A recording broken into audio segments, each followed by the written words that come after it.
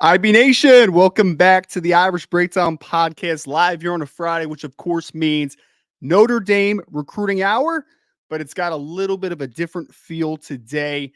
It's not just going to be me on this podcast. I'm going to have Brian Driscoll on here at some points. Of course, we're going to talk about the Mike Denbrock news. You know, it's not official, but obviously it is trending in a great direction and it's already been accepted. It's now about, the final stages of making him the official offensive coordinator at the University of Notre Dame.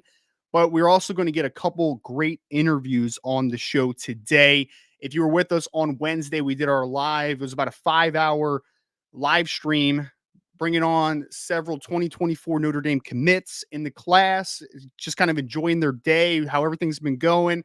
Brought on some players, some coaches, some parents, and really wanted to make that day a celebration. Yesterday, we talked a little bit more in depth about what Notre Dame's class is, what the expectations should be, and everything moving forward. So we're going to talk about Mike Denbrock today, folks. Don't you worry. We'll also hit a mailbag at the end. But we had two interviews that I wanted to bring on today because with the craziness of National Signing Day, families are enjoying the process, enjoying their day. They have the event at school. They have, working with their families during the day as well, doing the celebrations at home. Not everybody was able, obviously, to jump on Wednesday, but I wanted to bring on a couple special interviews for you all because we're juiced. We're excited, not only for Coach Denbrock and the future of the Notre Dame offense, but obviously for the 2024 class that Notre Dame has just signed 23 commits in the class. So I want to get our first guest here today. Make sure you say a bright hello to a past member of the podcast, someone that's come on before, and that is Talut Vamo Assa. Of course, the mother of Kingston Vamo Assa, St. John Bosco star linebacker 2024, 5-star recruit that's officially signed with Notre Dame on Wednesday. Talut, first and foremost, thank you so much for coming back on. Really enjoyed our first conversation before, and I know fans are really excited to kind of see you and the Vamo Assa family, officially part of Notre Dame family. How's everything going? And how, I guess, refreshing is it that now all the recruiting stuff's behind you guys, officially member of the Notre Dame family, obviously? Well, first of all, thank you so much, Ryan, for allowing me the opportunity to come back on. The great thing is the signature is on the paper and now we can keep it pushing. So the speculation and all the stuff that goes on Twitter, we're grateful that it's finally done and they know where he's going in a couple of weeks. Well, and I want to ask about, obviously, Kingston's early enrolling, so he's going to be out to South Bend very soon here. I want to ask about the day in general, but you just mentioned something that I just kind of wanted to get your quick take on. Obviously, you just talked about the speculation. So the last few days before the official signing day happens, obviously there's a lot of buzz. Ohio State making a strong push for Kingston. Can I just ask from your perspective, just what was the full deal with that? Was there ever anything like a wavering on your family's part or Kingston's part at all? Or is it just always Irish? Absolutely not. It was always Irish from the get-go. And like I told you in the last interview, or I think with other writers, I mean, people focused more attention on what he was wearing, the gloves he was wearing or the shirts he was wearing, and some of his workouts he would be wearing different gear. But from 7/23 on to today, Wednesday, and forward, it's always been the Irish. There was no doubts about it at all. I always love when Twitter loses their minds because I mean, I'm personally I like to wear other teams' gear as well. It doesn't make me a fan of that team. It doesn't mean that I cover a different team, but I mean, gear is gear. You know what I mean? At the end of the day. So let me ask you about the actual day of Wednesday. So I know you guys had a great ceremony at St. John Bosco. Obviously, a lot of recruits signed because you guys have star-studded talent every single year. How was just the event at school, and how did Kingston enjoy just that final time, just kind of celebrating with his teammates that were also signing? It was they put on a very great celebration. Obviously, the boys were supposed to have a speech written, and my son, evidently in his speech, relayed how he went last year and they sounded like a bunch of robots, and he felt that coming from the heart would be better for him. And he was nervous because it was jam-packed in there, standing room only. And so it was, I think for us, it was very emotional, Yeah, um, simply because now we can take a breath of fresh air that the signature has been placed on the paper and it was done. So for us, it's like, thank God it's over with. Nobody needs to talk anymore. We're grateful and thankful that his decision and his commitment landed the way that it did.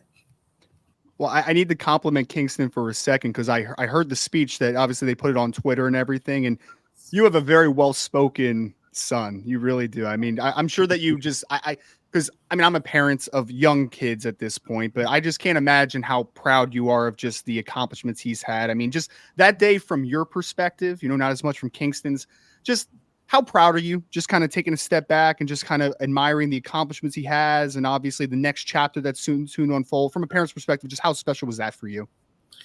It was very, like I said, it was very emotional for me. It was very special for me. I had to reflect on the whole process and just thinking about what we did as his parents, how he executed the plan, how he was as a person, and his perseverance that succeeded at the end of all this.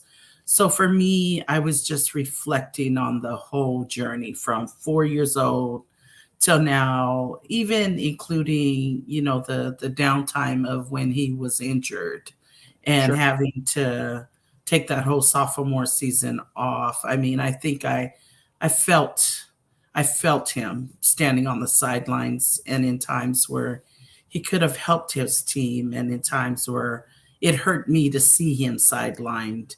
sure. I knew that that downtime would be special, a setback for a greater comeback. So I was just reflecting on the whole process and the whole journey. And it So was very outside, cool. yeah, I mean, I can't imagine. It had to be such a special moment for you and your family. And I wanted to ask about, outside of the St. John Bosco ceremony that they obviously had, how was the rest of the day? Was there a party at your house? Like, how else did you celebrate, obviously, that day? We didn't really do anything. We just had like a little with the closest that have Mhm. been there for him, just a close knit people come over the house afterwards, and we just sat and talked. We ate, and for the ones who weren't able to come to the house, we took them. Me and my husband had gotten up early and barbecued and cooked food, and we took it so that when they left, we provided them with a plate of food Yeah. to say thank you for coming. Yes. That's awesome. And I know Kingston is going to be off to Notre Dame very shortly here in January as an early enrollee.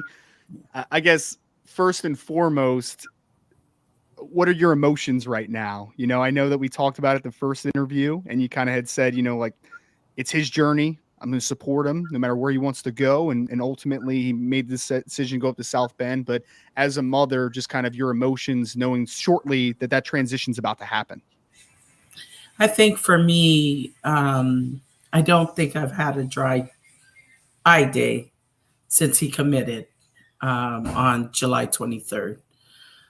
So I'll sit each day and I'll just reflect Yep. on it. But I'm so very proud of Kingston, Hmm. leading up to his commitment, the process and how he handled it, how he conducted himself.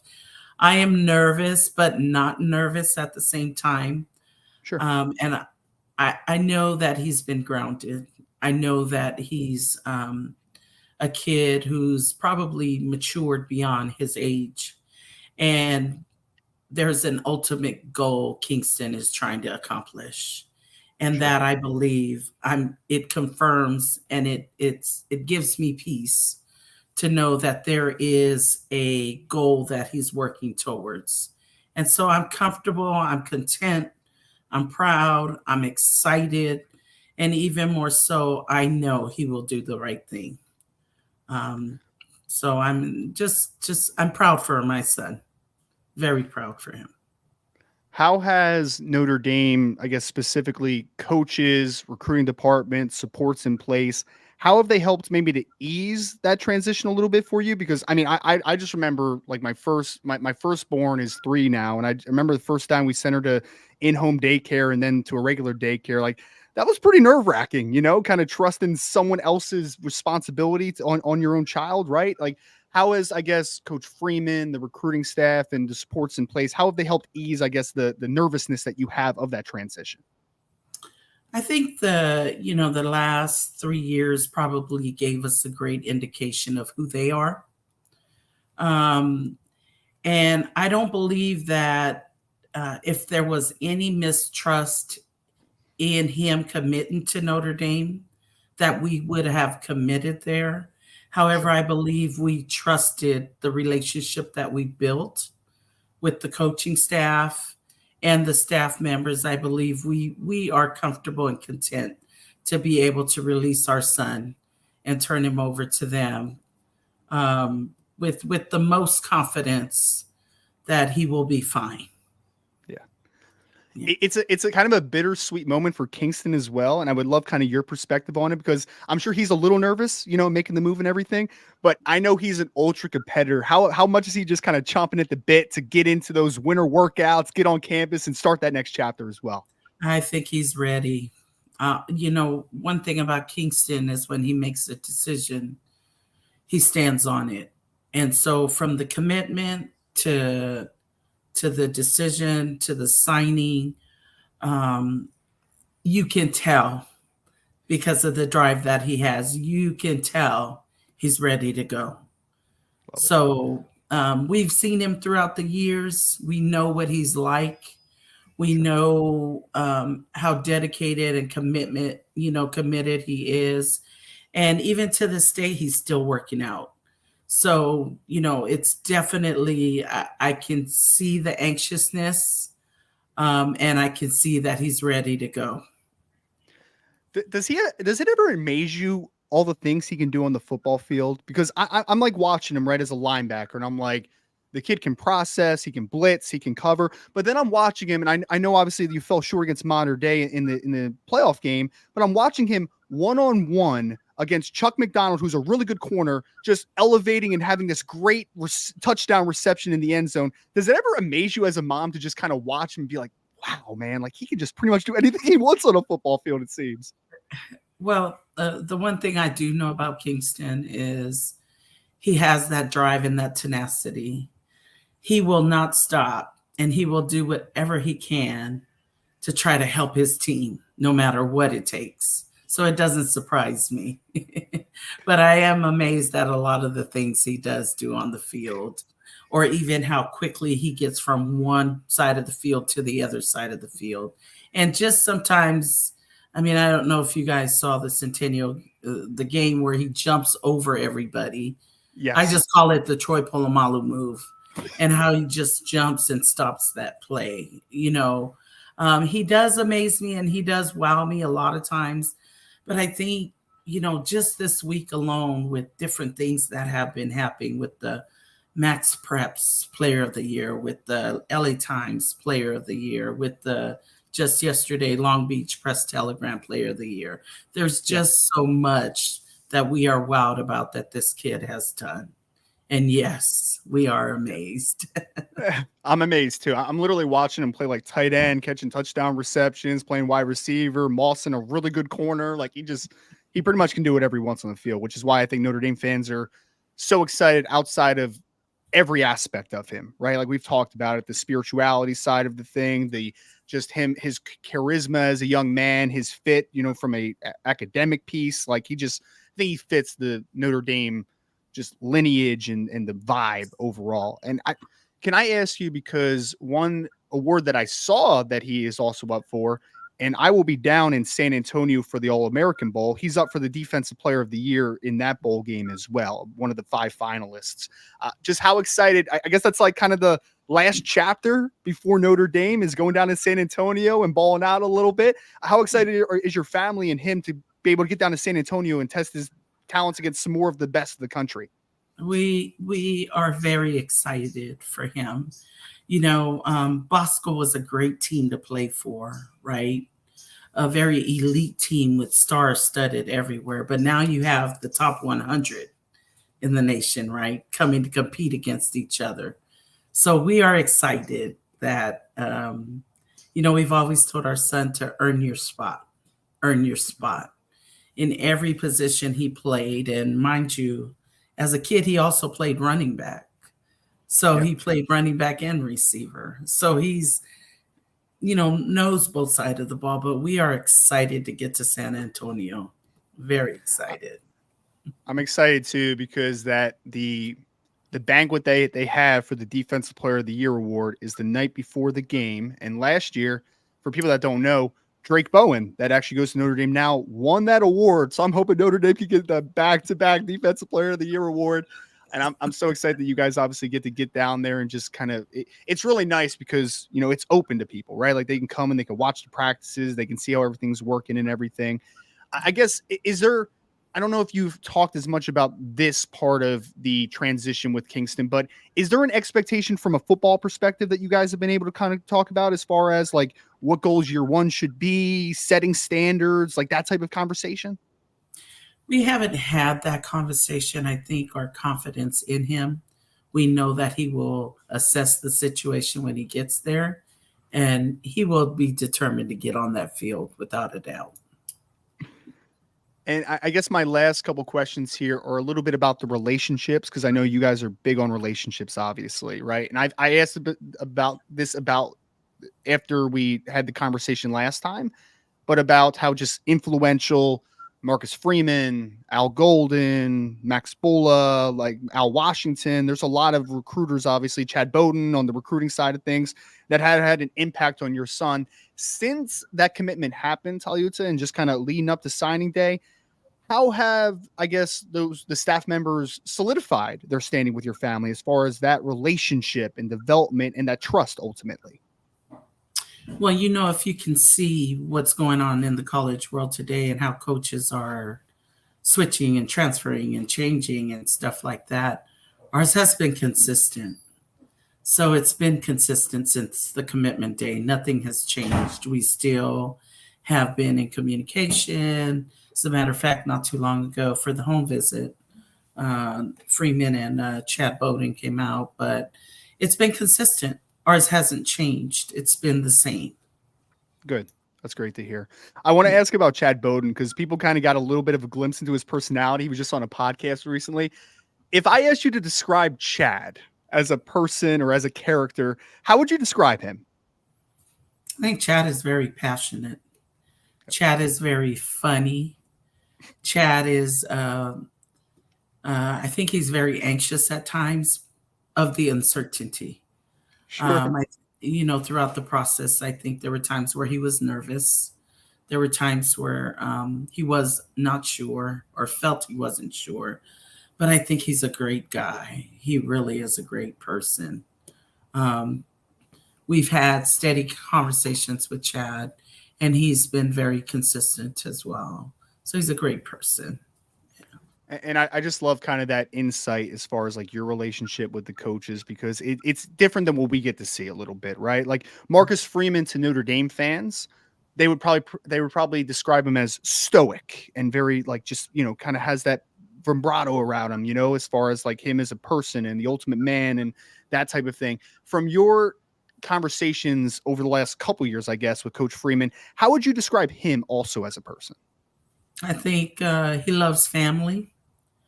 I think his expectations are, he just doesn't want it at the average level. He wants it above. And, that speaks volumes. Yeah. And just for him to be at the young age that he is and to be able to, that recruiting trail, I'm just like off the chain. So to me, Crazy. that's a lot of drive. He's driven. He Yeah. has high expectations. He's not going to sit long if there's something's in default. He Yep. moves and takes action right away. And then he's just a personable person. We're able to connect. And I love that he loves family, you know. Yeah. Oh, So He definitely does. Him and his 6 kids, right? And obviously he's a great father as well. So I know that's a big relief. My last question for you, Talut, again, I really appreciate all the time, is it's a very interesting perspective, kind of getting a parent's vantage point of the recruiting process, because we talk about it all the time. It's daunting, man. It's chaotic. I mean, you guys are getting hit up by a million coaches. They want you to come on visits. They want you to do this. They want you to do that. Let's FaceTime. Let's text, whatever. For, I guess, prospective parents out there that are also dealing with the recruiting process, maybe a little bit earlier in the process, are there a couple, maybe, I guess, tips that you would give as a mother, as a parent, that would be able to, I guess, assist them the best? Because it is a very volatile and very chaotic world, obviously. Be confident in your ability as a parent to assist your athlete, and know and be realistic with your kid's talent. Don't feed into the chatter. If there is something about the chatter that bothers you, speak on it, but just be firm and upfront about it. Be honest with yourself, and don't get caught up in the hype. And never compromise your integrity and your honesty about your child, to be able to place them in the best position possible, and always work for the best interest of your child. And I would like to just compliment you real quick as I let you get out of here.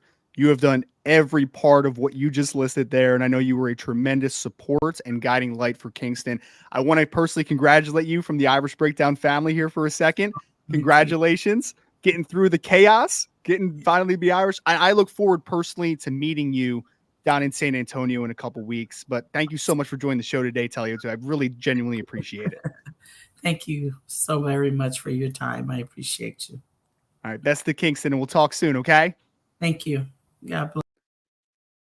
All right, that is Talut Vamo Assa, again, the mother of Kingston Vamo Assa, star linebacker, 5-star recruit in the 2024 class. Folks, if you are wondering out there, how is Kingston so well grounded? How does he have that deep belief in everything, and that urgency to be successful? It's because of that woman that I just had on here. And obviously his father goes into that conversation as well, his support system in general. But Brian, just a great woman, man, and a great family, obviously, the Vamo Assa family. You know, Ryan, I've been doing this a long time as a college coach for 7 years and covering this team for 10 years. And almost, I'd say 95% of the time, you meet a young man and you have whatever opinion you have, good or bad, and then you meet the parents and you're like, oh, yeah, I get it. And I've said this before, one of the great things about covering Notre Dame is because you get these great young men. They don't just care about football. They care about a lot of different things. And you're like, where does it come from? And then you meet the parents and you're like, oh, I get it. So many of these young men, whether it's parents, whether it's grandparents, aunts, uncles, football coach, one thing that's usually unique about Notre Dame kids is you can almost always, I mean, a high percentage of the time, find that there's a great support system for them. A system that keeps them humble, right? And, you meet these kids and whether it's CJ Carr, Cam Williams, Kingston, Bryce Young, I mean, you meet all these kids, Gearby Lambert, who's like the most relaxed, chilled kid, 5-star I've ever met in my life.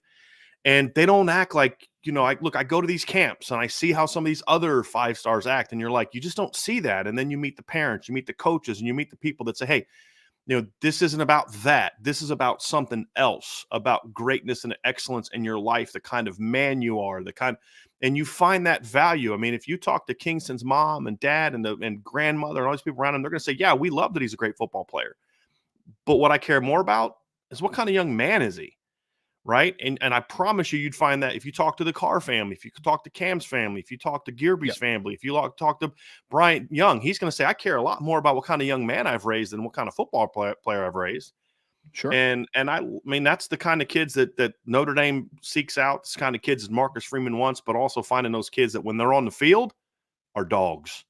Yes. And that can be a challenge. And that's what I love about this 24 class is because I've joked about, like, my wife was taking pictures before a game and Cam Williams and CJ Carr are walking towards her and they're eating ice cream and making funny faces at her.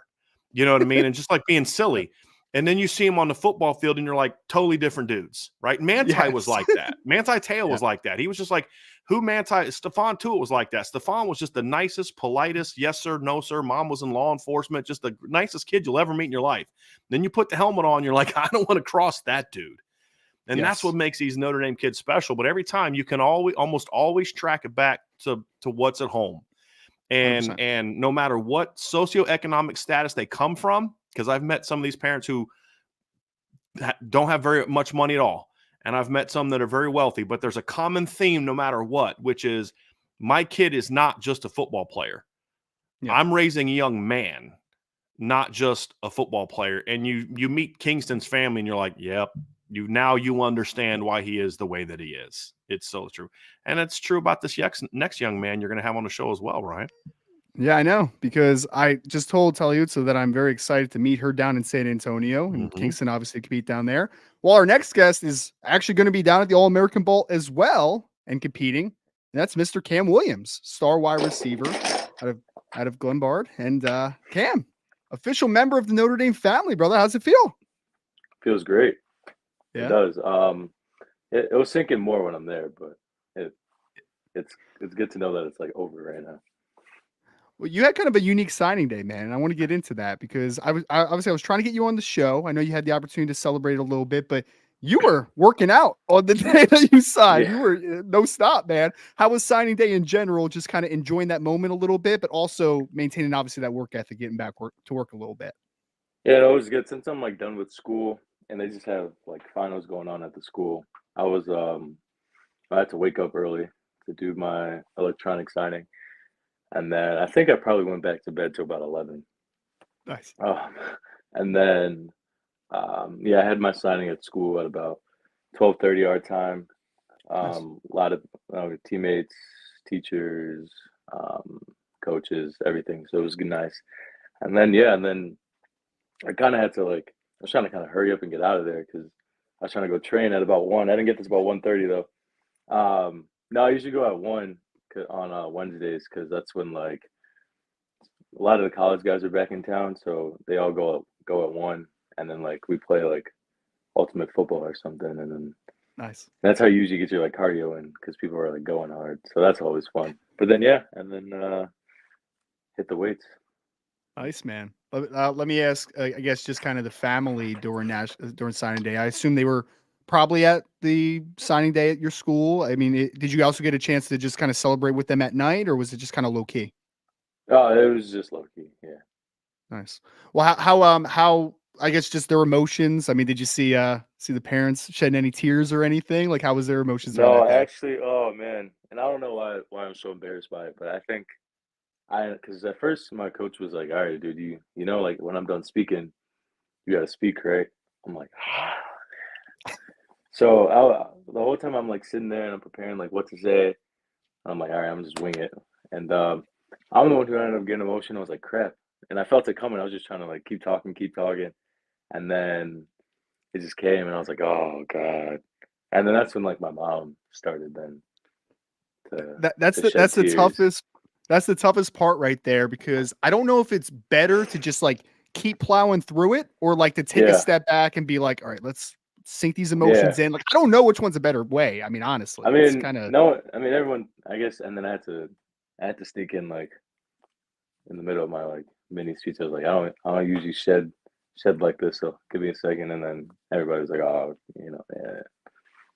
That's funny, man. Oh, hey, Wow. it's obviously a great day. I mean, and first and foremost, I think I said this already, but congratulations. I mean, it's obviously Thank a you. big, not only just signing, but you're also graduating early, which is another big accomplishment there as well. So is that a common occurrence, Cam? I didn't ask you, but at your high school, do people often graduate early? Or are you one of the first?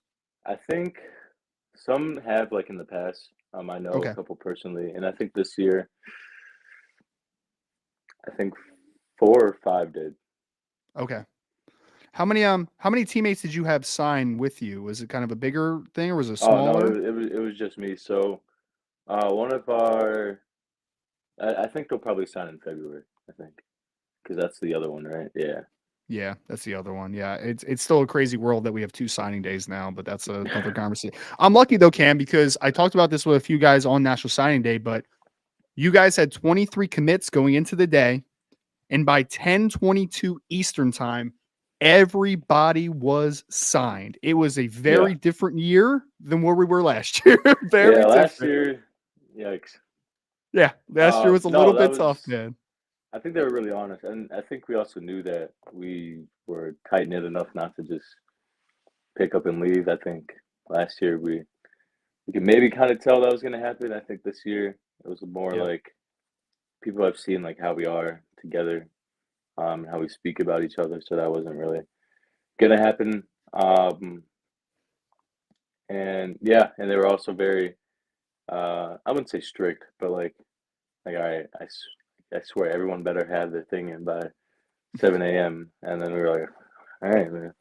Well, I heard they were incentivizing you guys a little bit. Carson told me that there was something with like free gear from the Sun Bowl for like the first 3 people that got it in or something, Dude, right? I was tripping out about that 2 months. I'm definitely not getting any bowl gear. I don't even know. I think that was like they'll they'll sign if we tell them to get stuff, and they were right. But who knows if we'll actually get stuff right? Yeah, they may have just been playing you guys a little bit to just get you to sign and get it in early. I mean, That's it's smart. I mean, I thought about it for a second because I was like, I woke up and like the Eastern guys had already signed, and I'm looking at everybody saying done, done, done, and I'm like just thinking like, well, Cam, I yeah, was mad. I was mad because Carson said that he was going to give me some gear if he was one of the first, and then I saw his name like probably 7th or 8th to be announced. So I'm like, well, he didn't definitely get any gear. Like he definitely didn't get anything. I'm trying to think. The first 3 on, I can actually check. I feel like the first 3 on Eastern, at least, because is Carson Eastern? Carson is Eastern. Yes, he's Ohio. So, yep. Okay, so it was Bryce, Peter. Oh, Carson was third. Oh, Carson was third. Oh, I need to At least badger him for he was some the free third gear one. He was then. the third one to say done. Okay. All right. So I might get some free So gear out of this, is what you're saying. That's what you're telling me right you now. might have to hold him to that. I will definitely hold him to Yeah, it. Don't worry definitely hold about him to that. that. Yeah. Definitely.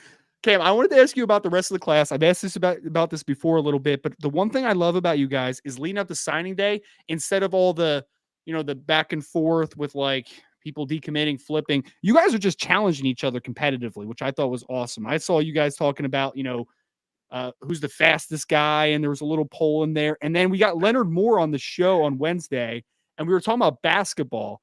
And we were like, Cam's pretty good at basketball, right? Like maybe he'll be one of the better guys in the pickup games. And he's like, I don't know about that, man. So apparently Leonard's challenged you to some basketball as well, man. You guys have a competitive class though. I think anyone who's gonna hoop, like be the best hooper, has got to be Micah. It's got to be. You think so? Yeah. Yeah, he's actually like, I know like he's actually good at basketball. I don't know what Leonard's talking about. He hasn't seen me play. So if he wants to smoke, I'll give him some of the smoke, man. Come on. Well, like Sean told you last time, man. Apparently the pickup basketball games are like things of legend in Notre Dame. I know, yeah. I Coach Bearden was telling me about him. Like obviously they can't go like full out because that's not smart. But sometimes they play some games in like the field house and there. So I'm like, I was like, I'll bring my shoes. Don't worry. We got some instigators in the chat too, Cam, because someone said, Cam, Carson said he can lock you down. What's your response? That was someone in the chat. I told Carson, I'm like, just because only because this is true, iron sharpens iron. You may give me like twice, but it's not going to be a consistent thing. We talked about this the other day. I know we were texting a little bit about it, but you're going down to the All-American Bowl in San Antonio. What is your mindset with, I guess, that trip just in general? Because I mean, partly it's an all-star game, right? So it's just like cool being down there and being chill, but then also the competitive side of thing is that you're playing against some of the best in the country. Like, what is just your mindset going into that week? Yeah, and I've been thinking about it. I think, depending how like high the tempo is, it'll be good to kind of get used to some good competition and it's not going to be where, excuse me, I'm just not going to be running by dudes. It's like you know, you got to use what you learned and show what you can do here. And I think this is kind of different than like maybe a more like actual like pro all-star game because you know those dudes are legit like just kind of lollygagging. But I don't Yeah. think this is something where guys are gonna be lollygagging either. So No.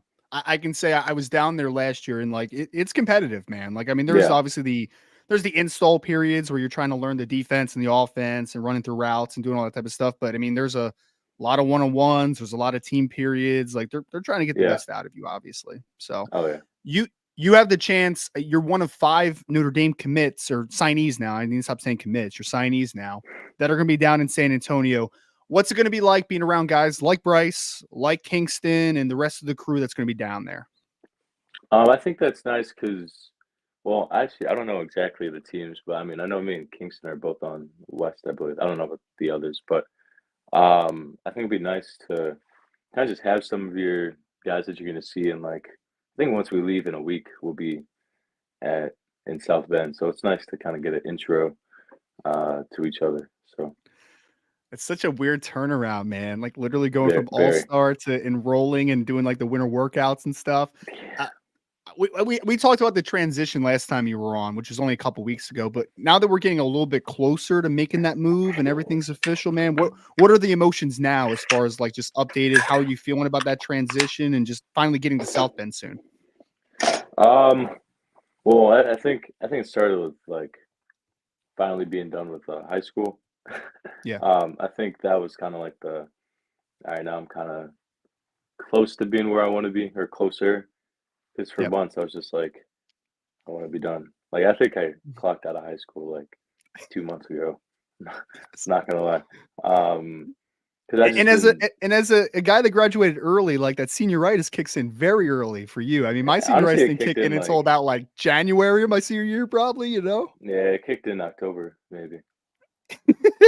Yeah, That's awesome. I was just like sitting in class and I was just like, it's only October.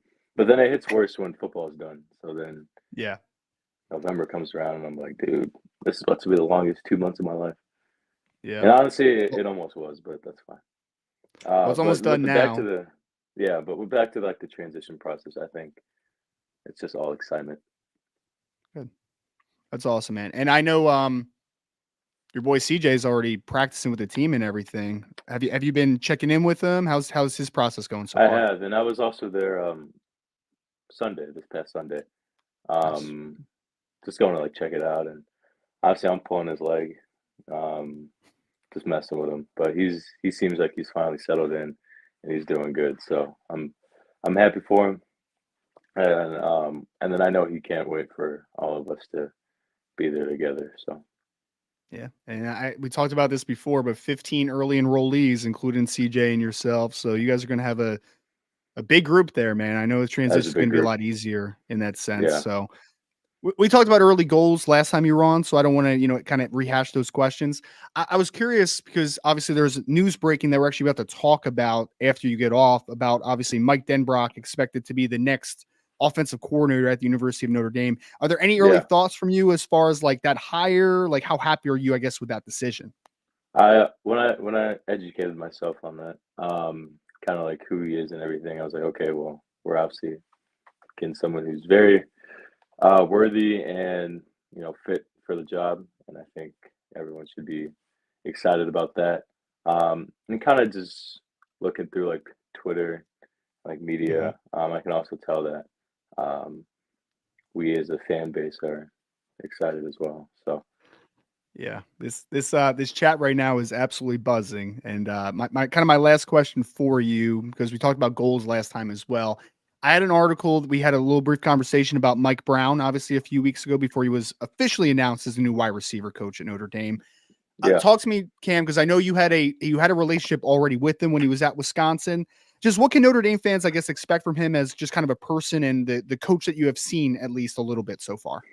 yeah, and even like being there on Sunday, being like the meetings and um, the room and like on practice. It's someone who is like very involved, like, and he wants these dudes to be successful. It was like nice seeing how we've known KK's kind of been out the whole year, and even with him being like brand new, he's still he's trying to build these relationships with these dudes. He's trying to help them, and he knows that KK may just now be still building up, but he's working him, he's pushing him, so he's gonna push the room, no matter where you're at, on what level. And it was funny. He even like warms up with them too. I'm like, well, why is he out there running right now? I'm like, and then okay, I heard he's got he's got a little bit of a strong arm. I was told, man. I heard he's got a little bit of a hose as an arm, but we'll see if he airs it out a little bit. I haven't seen that yet, but gotcha. I believe he can. I guess my last question for you, Cam, and really appreciate the time, man, is we've spent a lot of time obviously talking about your relationship with CJ because he's a great quarterback in your class. Riley Leonard's coming to town. Kenny Minchie's on the team. Steve Angeli's on the team. You got a lot of talented quarterbacks out there, man. How excited are you to start working with those guys? Very. And I think now we've hit a point where we don't have to worry about, because I know it's always like a worry for the past like kind of 2 years I've been involved, like who's going to be next year, who's going to be next year. Yep. It's like now we have like a foundation finally where we have a dude each year who are all going to compete to do what they need to do.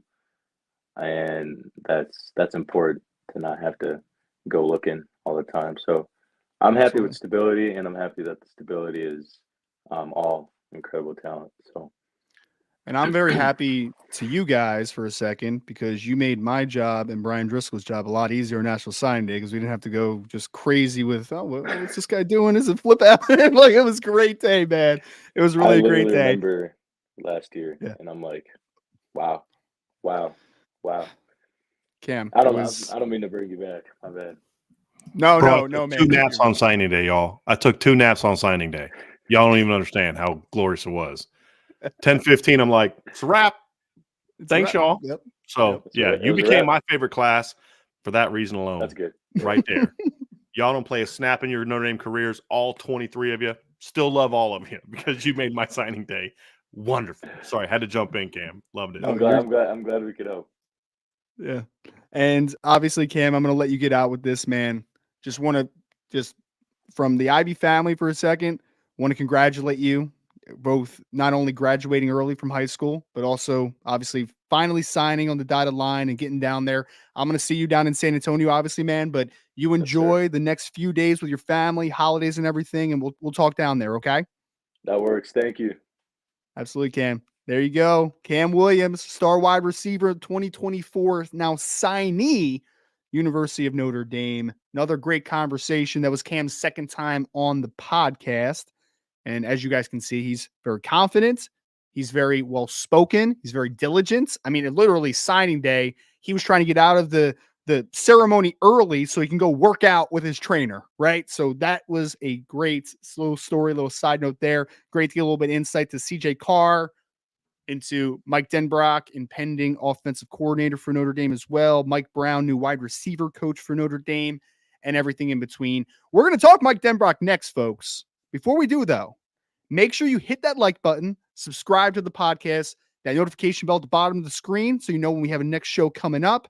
Boards.irishbreakdown.com. If you want the latest recruiting intel, you would have known, and team intel, you would have known about the Mike Denbrock news before anything broke on Twitter or X or whatever the heck you want to call it, because that was already on the message board. So make sure you go subscribe there. And as always, happy holidays. Go Irish. And we'll talk to you on the next segment here on the Irish Breakdown podcast. Brian, Mike Denbrock in line to be the next offensive coordinator at the University of Notre Dame. For people that don't know him, and you should because he's been at Notre Dame multiple times in the past, he just orchestrated the #1 offense in college football this past year at LSU, did a tremendous job under Luke Fickell at Cincinnati previously as well, with a very good offense that averaged over 37 points per game his final year at Cincinnati as well. Potential big news on the horizon here, obviously, with Mike Denbrock. No, it's big, Ryan, and how this has changed. I mean, I've got a backstory on how this went down on the message board. You'll have to read that to kind of see it all. But essentially, there's a couple things that we can say right now that are flat out 100% true. Number one, the minute that Jared Parker was leaving Notre Dame, this was your #1 target on offensive coordinator. Now, there was another name that we talked about, Kirby Moore, that was part of the conversation as well, that Notre Dame liked a lot as also, because initially, I'm trying to get the full story on this, but initially it didn't sound like Mike Denbrock loves Marcus Freeman and all that, but I don't know that there was this immediate, I want to leave LSU, right? Like we've talked about this before, decades long relationship with Brian Kelly, was in Brian Kelly's wedding, has coached with Brian Kelly now at 2 different stops. They've had a lot of success together. Obviously this season with a Heisman Trophy winner and the number 1 offense in the country, 2014 to 2015, with Denbrock as the OC on those teams. You saw a ton of success on those teams. And there's this thing going around there that Denbrock wasn't the play caller in 2015 and 16. Yes, he absolutely was. 2016, Mike Sanford was given a lot more say and control, which is part of the reason that was a dumpster fire. But Mike Denbrock was absolutely in control of the Notre Dame offense in 2015. And so, when you look back at his tenure, what he did at Cincinnati, this is a guy that walking away from LSU wasn't easy. He's got a wife who likes it down there.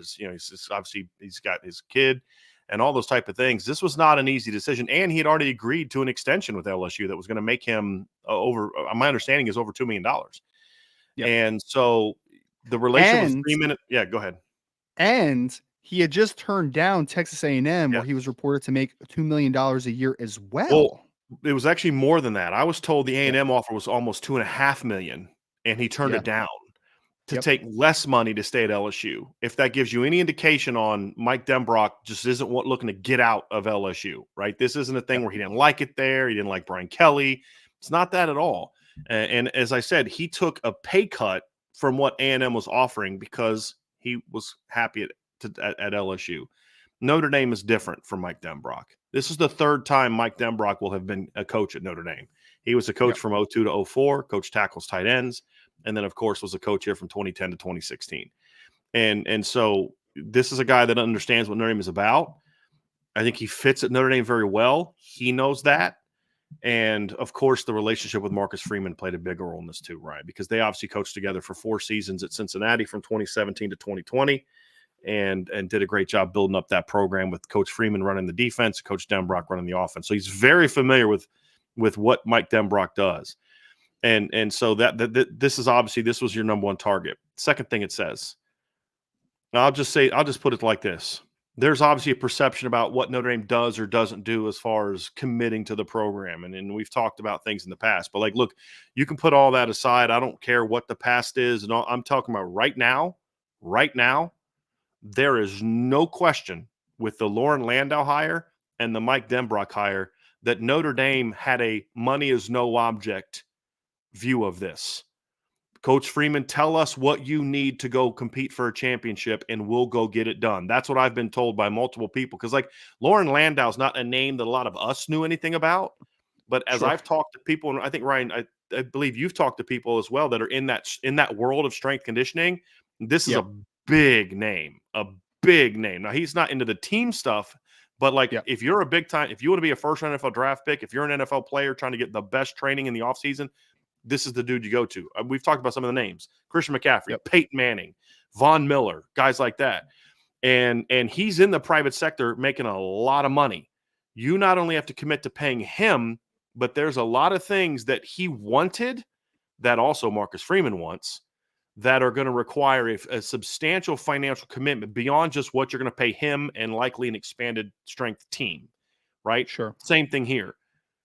I'll be shocked if Mike Denbrock's not the highest paid offensive coordinator in college football when he signs his contract with Notre Dame, if it hasn't already been signed. Shocked. What a world, I think right now the most is $2.1 million.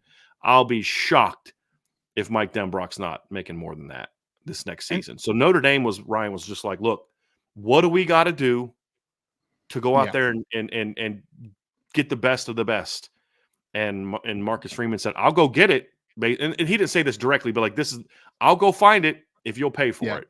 And Notre Dame was like, done. That's what happened at the end of the day. What a difference of a year compared to where we are now. I mean, literally, Brian, we're sitting here last year. Do you remember when the Andy Ludwig stuff happened, right? Where then you obviously pivoted to Jared Parker, and the big thing that was out there from other fan bases, because I think most people actually understand that Notre Dame has a lot of money. Money's not an issue there. But there was this big thing that was out there, this statement that Notre Dame's hurting for money. People would say that, right? Like, oh, they can't afford the buyout. They can't do this. Yes, Notre Dame Or they can. just were unwilling to spend it. Right. Right. Unwillingness and not having the ability to do are much different things. And I think that this is a great potential hire for Notre Dame. And we'll talk about him as a offensive coordinator and why it's big in that capacity. But one big thing that we need to talk about is that this is a great showing by Notre Dame to say, like, hey guys, we're here to play, man. And money is We're in not it an to win it, man. object, and we're We're in it here to to win it. be here. Yeah, This is how that's it should be. You always talk about like the supports that should be around Notre Dame that should be better than anyone in college football. This is proof that there's a little bit of buy-in, obviously, moving forward. You want the best offensive coordinator potentially in college football? You want a guy that just orchestrated 46 plus points per game last year in LSU? We'll open up the checkbook for you, man. We'll get him down here. And I think that's a great sign of things in the future. And I also make sure this wasn't just a money deal for Mike Denbrock. It's not. He was very comfortable and liked it at LSU. He also loves it at Notre Dame. But in order to make that move, uproot your wife, uproot your kid, uproot your family, place that you're trying to build something. You just won a Heisman, had a Heisman Trophy winner there. In order to do that, you've got to make it worth his while. What kind of commitment are you guys willing to make? You know what I mean? Because Mike Denbrock loves Notre Dame, but lots of people love Notre Dame. Like I love Notre Dame. If they offered me a job paying me X amount of dollars, it wasn't anywhere close to what I'm making now, I'd be like, love you guys, but no, I'm not doing that. I have a family to take care of. I have a job that I love very much. I would never take a job in Notre Dame. I'm just making a point, right? And so this is more than just money. This isn't Mike Denbrock didn't want to leave, but he just couldn't say no to the money. It was a guy where he's very fond of both places he was at. I'm not going to come on here and be like, oh, he hated Brian Kelly and he thinks LSU sucked. None of that's true. He loved it at LSU. From everything I've been told, you don't have the 30-plus year relationship with Brian Kelly. He's coached with him actually now 3 times because I forgot to mention the Grand Valley State. They coached together at Grand Valley State. There's clearly a relationship there.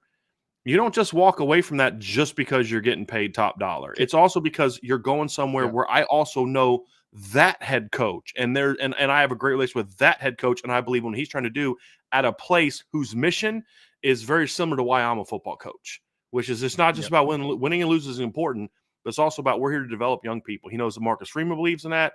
He knows Notre Dame believes in that. And again, he's a Michigan native. So this is a lot closer to home as well. Well, so I didn't even tell this to you, Brian. So I'm not allowed to say the name on the podcast, but I have a connect at LSU in a certain department that is close to the football team. We'll leave it at that. Okay.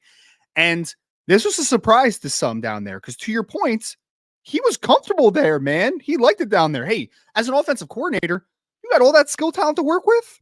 It's awesome, right? You have all this a support system around you from like a money conversation, right? Like there's a lot going down there at LSU to be a very attractive job, obviously. And he was comfortable and he is a friend of Brian Kelly. So it actually took some people at LSU a bit by surprise. But another thing that he said was Mike Denbrock is getting a little bit older. He's probably close to retirement and he is a Northern guy. So he wanted to get back to his Northern roots. And this could be the last stop at Notre Dame, like the last coaching stop could be at Notre Dame potentially. It's possible. That's what makes this so interesting because, is there a head coaching opportunity that could come that he would maybe want to consider? And then that's his final, maybe.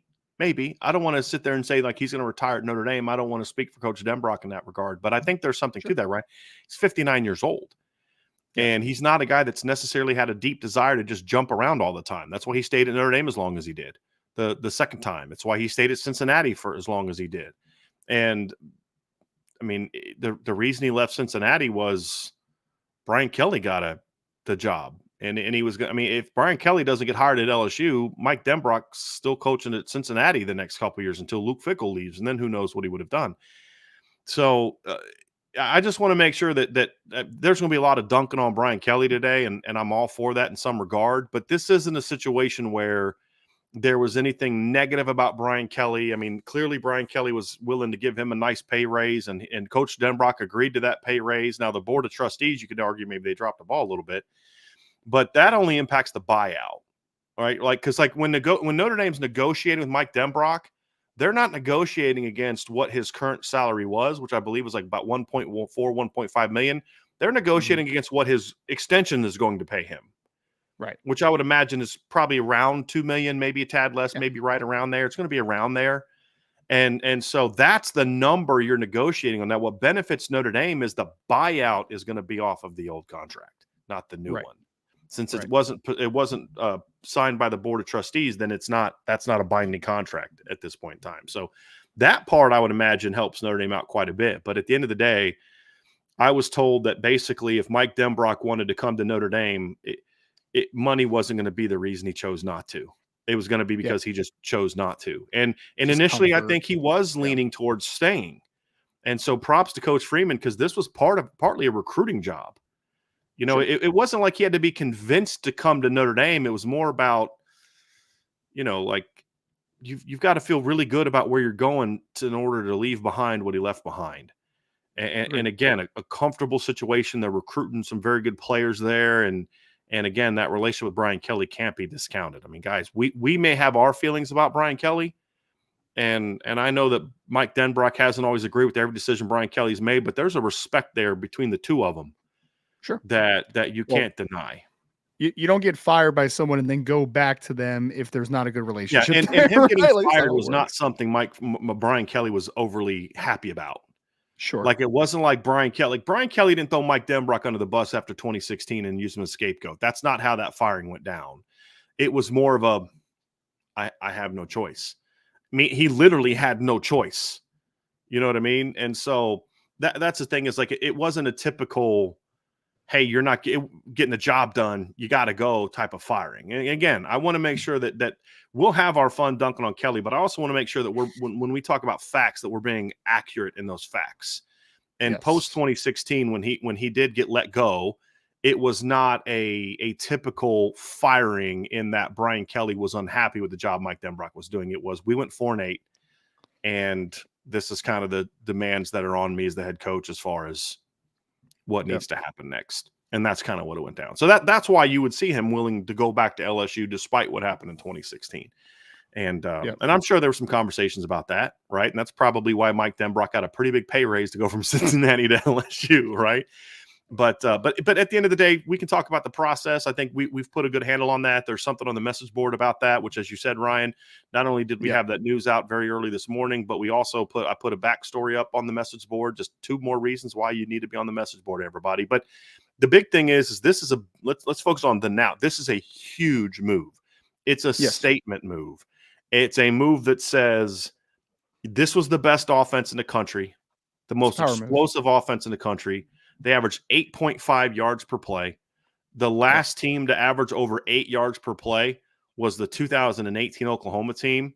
And I've had conversations with, well, you know, they just played street ball. Guys, you do not score 46 points a game. You do not have 547.8 yards per game and 8.5 yards per play if you're just playing street ball. That is not how football works. That is not how football works. And so this was a big deal, Ryan. This is a big deal, Mike. And the other thing too is this: you just look at the success Mike Denbrock's had at a lot of other places, and we'll go over that here in a little bit. But this is a statement move. You just hired the guy that led the best offense in college football this past year. 46.4 points per game, 547.8 yards per game, 8.5 yards per play. This was a statement move. And here's the other thing. It's not just about going and getting the best mind in college football. It's more so about this guy knows how to coach and develop young people. That is important to Marcus Freeman. It's why it's a big reason.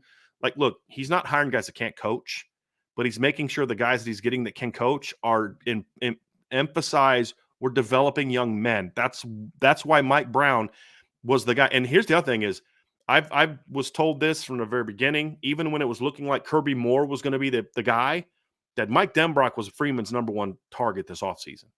And the reason they shifted to Kirby Moore was more about just not thinking that Denbrock was going to ultimately come and making sure you had your bases covered. But he never stopped going after Coach Denbrock. This was his number 1 target.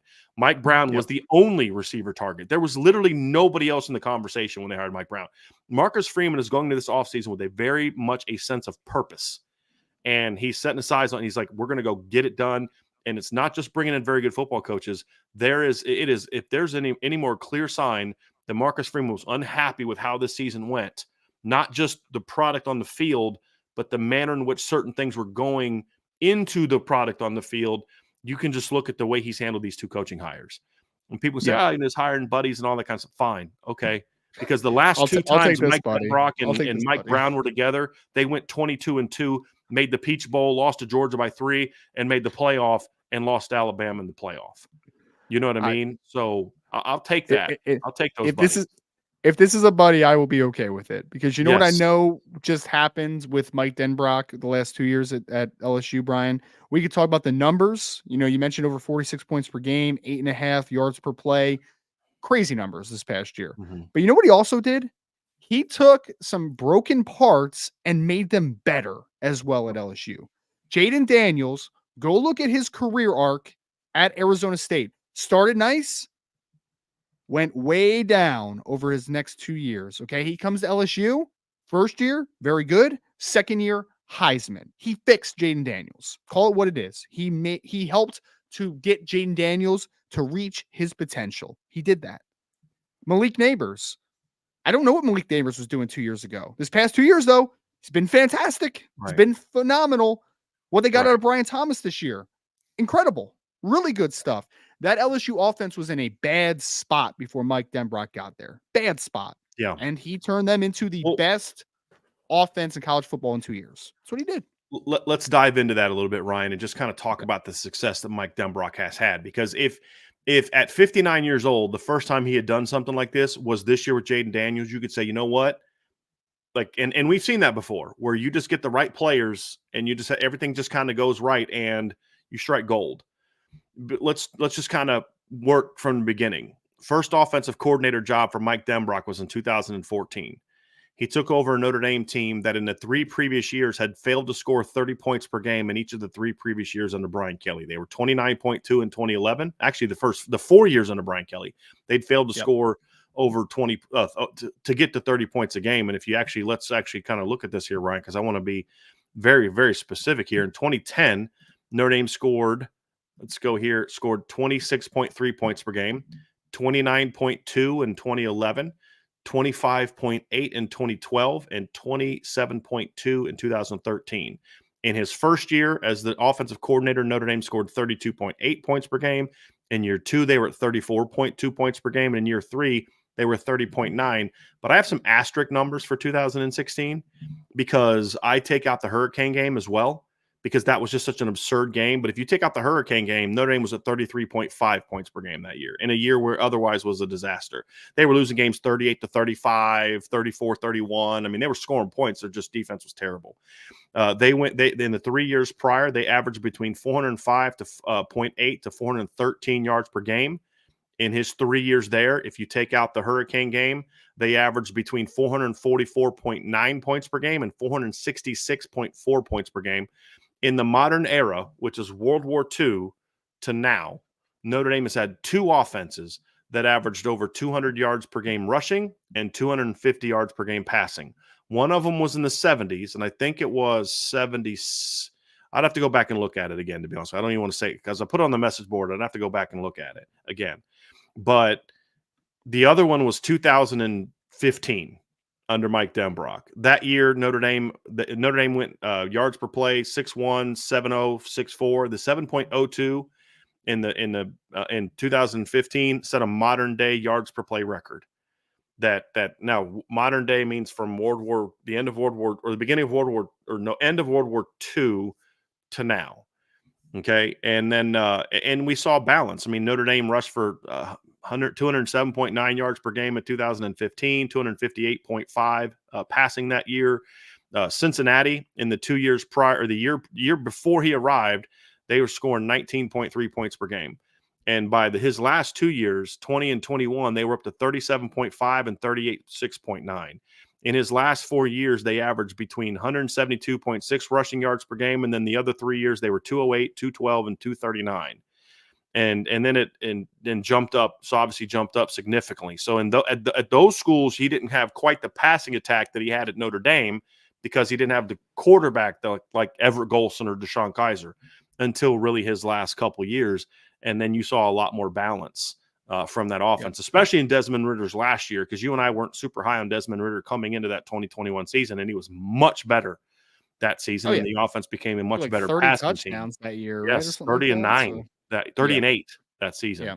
And also Yep. had, I think, 6 rushing touchdowns that season He had as a couple well. money throws against Notre Dame, unfortunately, in that That game as corner well. route, So, yeah, that corner route to beat Kyle Hamilton, and then the seam throw in the second Leonard quarter. Taylor. Yeah, Yeah. when it was like, Yeah. I think it was like 10-0, and Notre Dame, hey, it's right before half. Then at LSU, the year before he gets hired at LSU, they averaged 26.5 points per game, 368.5 yards per game, 5.4 yards per play, and they averaged 114.1 rushing yards per game. In his first season at LSU, so even before this year, they jumped up 8 points to 34.5 points per game, despite what LSU fans say was a very challenging schedule. They went from 368.5 yards per game to 453 yards per game. They went from 5.4 yards to play to 6.4 yards per play. They went from 114 rushing yards to 183.7 rushing yards, 3.3 yards per carry to 5.0 yards per carry.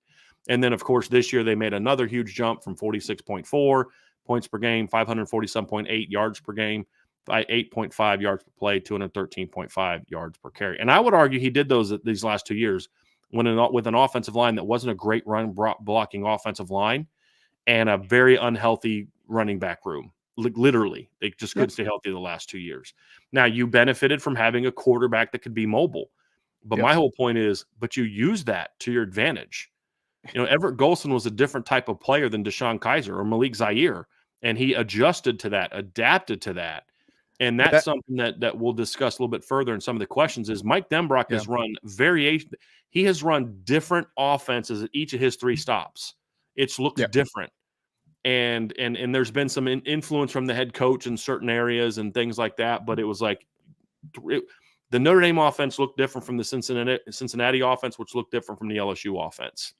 Right. And a lot of it was because they would tailor themselves to the talent they had. At Cincinnati, they had a quarterback that was a little inaccurate, but he was a good athlete. And so they were a really good running team in the 2 years prior to 2021 when they made the playoff. So they were 239.5 rushing yards, 208, 212.4.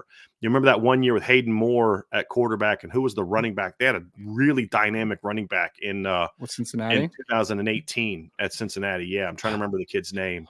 I'm going to pull it up here real quick. It was before Jerome Ford. It wasn't Jerome Ford.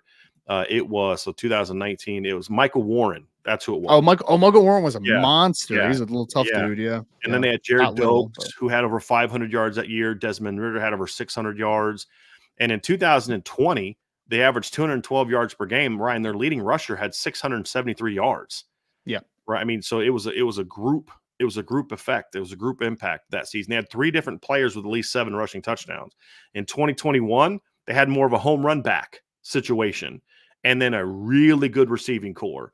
So they dropped down to 172 yards per game, but they were still 5.2 yards per rush, and they became a much better passing team. Desmond throws for 3,334 yards, 30 touchdowns, 8 picks that season. And I would argue and have always argued that they got more out of him than his otherwise ability should have warranted. Did a great job coaching that football team. So, look, there's a lot to like, Ryan, and there's a proven track record. Even if you want to take LSU out of the table because you think it was more generated by Jane Daniels, I would say, well, why did we never see this from Jane Daniels before? Right. Even coaches don't get any credit for Jane Daniels being good this year. Like, okay, all right. Sure. But then I just say, go look at what he did Cincinnati last 2 years, 22-2. Last 2 years, their losses were to Georgia and Bama. That's it. And then you look at what he did at Notre Dame. And, how often do we talk about, how many times have we said on this show? First of all, you all know my feelings on Mike Denbrock as a person. I've spoken about this. I've talked about the job he did for years. But the thing I've always said, how many times we said, if Notre Dame would have had a legit defensive coordinator in 2015, that team could have played for a title. Why? Because the offense was big time, and he was running it. And so I don't know where this notion that he wasn't running the offense in 2015 is coming from, but that's just not even true, not even remotely true. Yeah. So, but yeah, this is a great, and here's the thing too, Ryan, and I know you'll have some articles on this. He was a dog on the recruiting trail. I don't know what he's done as a recruiter at Cincinnati and LSU. I can't speak. I know we have a couple of LSU fans in the chat that are being real cool and respectful, and we appreciate that. I don't know if you guys have an opinion on what he did as a recruiter, but I haven't just paid attention to his recruiting. but I know he was a dog at Notre Dame on the recruiting trail. I mean, that dude, and Sure. at my age, I don't know what dog means for young people, but my age, that's a compliment. I mean, you get after it. You know what I mean? And Yeah. Landis, I mean, Ronnie Stanley, Kavari Russell, Equinemi St. Brown, T. Shepard. I mean, I could go on and on and on about all the big time players. Javon McKinley, that he had a direct role in recruiting. Will Fuller, that guy got some dudes. And I say Ronnie Stanley because at the time, remember, Notre Dame was doing more regional recruiting. You had your region as opposed to positions. So he was getting all those kids off the West Coast, Stanley, Kavari, EQ, Javon McKinley. All those guys were a big reason why Mike Denbrock was a big reason for it. And I've shared the story about T. Shepard before on this show about how LSU was trying to basically kind of hold him, or USC was trying to hold him into place and not let him go do his in-home with Denbrock in Notre Dame. So Denbrock goes to where they are, sits down at the table with the LSU USC coach, and it's like, "What's up, fellas?" You know what I mean? It just was like, dude, that's a savage move. Like Lane Kiffin and Ed Orgeron are like, they don't know what to do. You know what I mean? It was beautiful. But at the end of the day, too, also, guys, this is important. You will, and I've said this before, this isn't me just saying this now. This is something, Ryan, I've been on record saying multiple times since we started this channel. This is also one of the best human beings that you'll meet in this business. One of I'll share a story. I've said this one, I believe, before. I was talking with Coach Denbrock at one point in time, and I was just letting him know, I was like, I was looking for advice. A guy on our board at the time had been diagnosed with prostate cancer. Well, Coach Denbrock battled prostate cancer in his life at one point in time. And so I'm asking Coach D, like, hey, I don't know what advice to tell this guy. So he asked me for the guy's contact information. And he reaches out, gives the guy some advice, encourages him, talks to him. And the guy was like, man, it's just like change that guy's world, man. Who's this guy at Notre Dame reaching out to some dude he's never heard of, who's a quote unquote nobody in that regard. And now the guy was not a nobody. He was somebody. But like in the scheme of how we perceive, this is a famous person who does all these type of things. But that's just who he is. That's the kind of guy he is. And when I told him about the reaction, he was like, hey, I'm humbled that I could help. I mean, it wasn't even, and you won't ever hear him telling that story or anything like that. I had to tell that story because that's just who he is. So you're not just getting a guy that has a proven track record, who has coached offensive line, tight ends, quarterbacks, and wide receivers in his career as well. And he was a defensive coordinator at the Division II level. So this is a football coach, Ryan. This is a football coach. Well, I think that makes the fit so much easier because I remember we talked about it last year, Brian, right? Because we're like, the offensive coordinator, because like Alex Atkins was a guy that the name got brought up last year. And we're just like, well, you already have an offensive line coach though. Like, what's he going to coach? You know what I mean? Like trying to fit the square peg in a round hole from the position coach perspective. Literally, Coach Denbrock has been a tight ends coach. I mean, it's perfect, right? That's what you need right now. You need a tight ends coach, and then obviously need an offensive coordinator. I think the fit just makes so much sense. He's also been at Notre Dame, so he understands the day-to-day, the on-campus stuff, like everything. And I think that it's great that he also will know, because we talked about this last year. Marcus Freeman does need to bring in guys that he trusts, right? And the fact that you have a big-time offensive coordinator that's had a lot of success, that literally coached with you for multiple years and coached with your wide receiver coach for multiple years and your quarterback coach for multiple years and your cornerback coach for multiple years, like that's comfort, man. And I think that's what makes it obviously just a tremendous fit. And we'll talk about this schematically more when everything's official, but the greatest thing, because I was actually listening to Lucky Lefty podcast for a little bit earlier, and they had Cam McDaniel on. Malik is fired up. And Malik.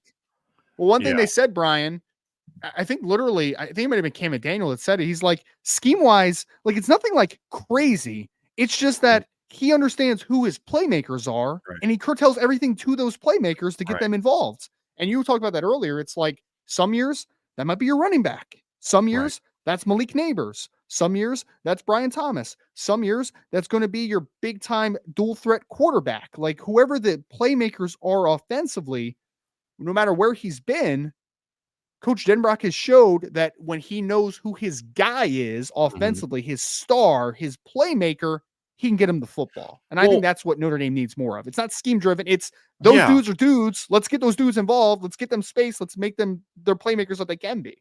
Well, even if you just look at 2014 to 2015, how Will Fuller's role changed from 14 to 15.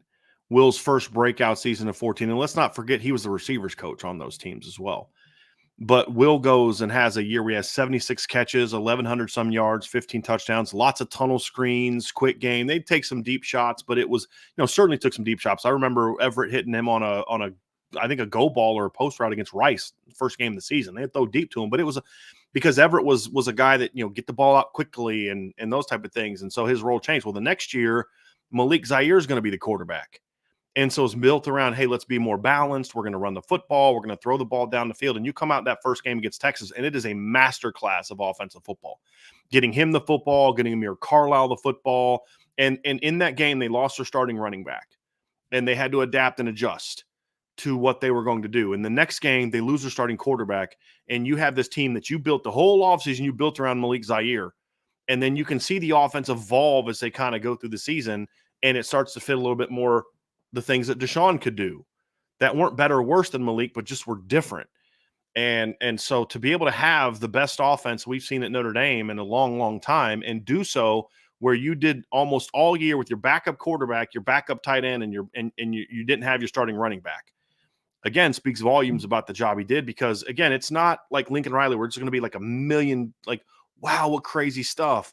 But he understands how to use formations and personnel to create isolations in the pass game and in the run game. And that's important, right? Like you said, it's like, look, we have this matchup that we like in this game. Let's take advantage of it. We have some, and he's not afraid to go at your do. If he has somebody he believes in, he's not going to be afraid of the defense. And a perfect example, that's 2015. USC goes right down the field and scores. He takes Will Fuller. I think it was Fuller that went in motion. And I'm actually going to go look that up because let me look this up real quick, Ryan. But it's one of those things where he'll move guys around if it's going to get you into a matchup that he likes, and he'll do some different things creatively that to me are what Notre Dame needs more of. He'll mix up the run game. We've seen him be creative with the things that they'll do in the run game, and so but he's also not going to run a system that it's like, let me show everyone how smart I am, which is what you and I have been begging for. You don't have to be the most innovative, creative coach in the planet. You just have to be someone who's willing to say, hey, these are my dudes. Let me teach these kids how to play the game of football. And we're going to be pretty good. So yes. So, no, what they did was Will Fuller was outside. They brought Amir Carlisle in motion. And when they did that, the safety came down on Amir, which opened up the post route over top to Will. That's what it was. I knew that they did something with motion to open it up, but who was that first? Who did they target on that first play? It was Adoree Jackson. It's like, I don't care if you have Adoree Jackson. I don't care if you have this All-American corner. We have Will Fuller. We're going to come at you. And I think of the Clemson game when the first half, the offense is struggling in 15. Struggling. It's raining. Their offense can't really get anything going. Second half, he makes adjustments, and they come out and they just go up and down the field on Clemson in that second half. And just it's like, okay, we have a vertical oriented pass attack. So they come back and start doing levels in the second half, getting Will Fuller open on crossers, Chris Brown open on crossers. And, it just was one of those things where, like, look, things didn't go how we thought they were going to go. We got to adjust. And then just second half of that game against a really good Clemson defense, they just couldn't stop them. I mean, if everybody talks about the 2-point conversion that they could have tied the game at the end, they were down 14-3 at halftime. They have a chance to score tie. But people forget Chris Brown fumbled inside the 5-yard line in that game and gave Clemson the football. So, the Fiesta Bowl that year, you don't have CJ Procise gets hurt early. You're missing some guys. I mean, they couldn't stop Ohio State, but what some people forget is that was the one big game where you kind of felt like Notre Dame could actually move the ball and score despite being banged up. I mean, it was 28-21 at one point in time. You know what I mean? Yep. I'm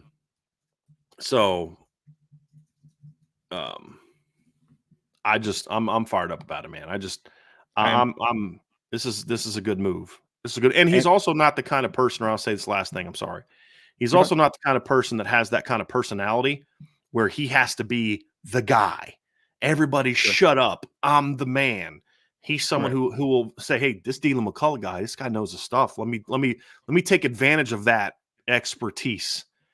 you know, and those are things that, you know, those are things that I'm excited about. And I would say that the comforts as a Notre Dame fan for a second and an analyst also. But the last two offensive coordinators Notre Dame has had, Brian, was two pretty inexperienced offensive coordinators. I mean, literally, Tommy Rees's first offensive coordinator job was at Notre Dame. It was still a very young guy. Then you went with Jared Parker, who was really a first-year offensive coordinator, and there were inconsistencies over the last couple years because of that. You know, in the big games at moments, and just just on a day-to-day perspective, like from a game-to-game perspective, there were inconsistencies. I think as a Notre Dame fan, it gives me solace and it gives me comfort in knowing that you went opposite of what you just were in the fact that now you have a very experienced, seasoned offensive coordinator Yes. who's been there, done that. Like I was okay with, like if Kirby Moore would have been the guy, I would have been happy. I'd have been fired up. 100%. I'd have been fired up. Yeah. I would have been very happy. Yeah. I think he's a very bright young mind. But the fact that you're getting a guy that has been there, done that at multiple spots and been successful in multiple spots, that gives me the confidence that like, hey, he's going to be able to get here and there's going to be stability built into this offensive There you staff. go. That's It's where probably it is, not. right? Like if Kirby Moore goes and lights it up next year at Notre Dame, Yep. in a year or two, he's probably gone. Most I likely. mean, Yeah. guys, Jared maybe Parker after next just got year, the head honestly. coaching job Like, at who Troy. I mean, that's knows? what I'm saying. Like Jared Parker just got the head coaching job at Troy after one solid season. I think he did Yeah. better than others, but it wasn't like light the world on fire, you know, especially in the big games. Mike Denbrock doesn't strike me as that kind of guy that he's just going to up and bolt just because he gets some, you know, he's not leaving Notre Dame for the Troy job. And that's not a knock on Jared Parker. Jared Parker's much younger and has different aspirations at this point in time. And I'm happy as heck for Jared Parker. So please don't take this as a shot at Jared Parker at all. It's just that they're different places in their careers. And so if that if an opportunity like that comes along, I just don't know that that's something that's going to be super attractive to Mike Denbrock. Plus, with the money he's going to be making, if what I'm hearing is even remotely close to accurate, he would have to take a pretty significant pay cut to take a job at a place like that. So a lot to like about it. And man, I'm fired up. Oh, and here's the final piece to this, Ryan, too. It's huge when you look at the presence of Riley Leonard, CJ Carr, Kenny Minchie, and Deuce Knight.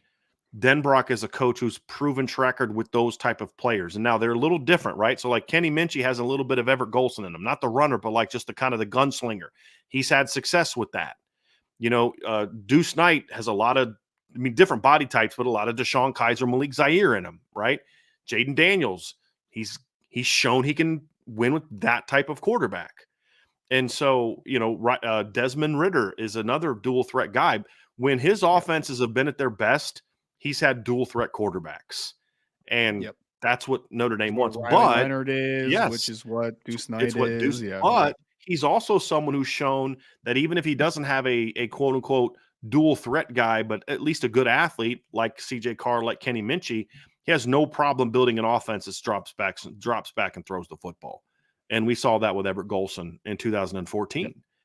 So there's a lot to like about this hire, Ryan. And I agree.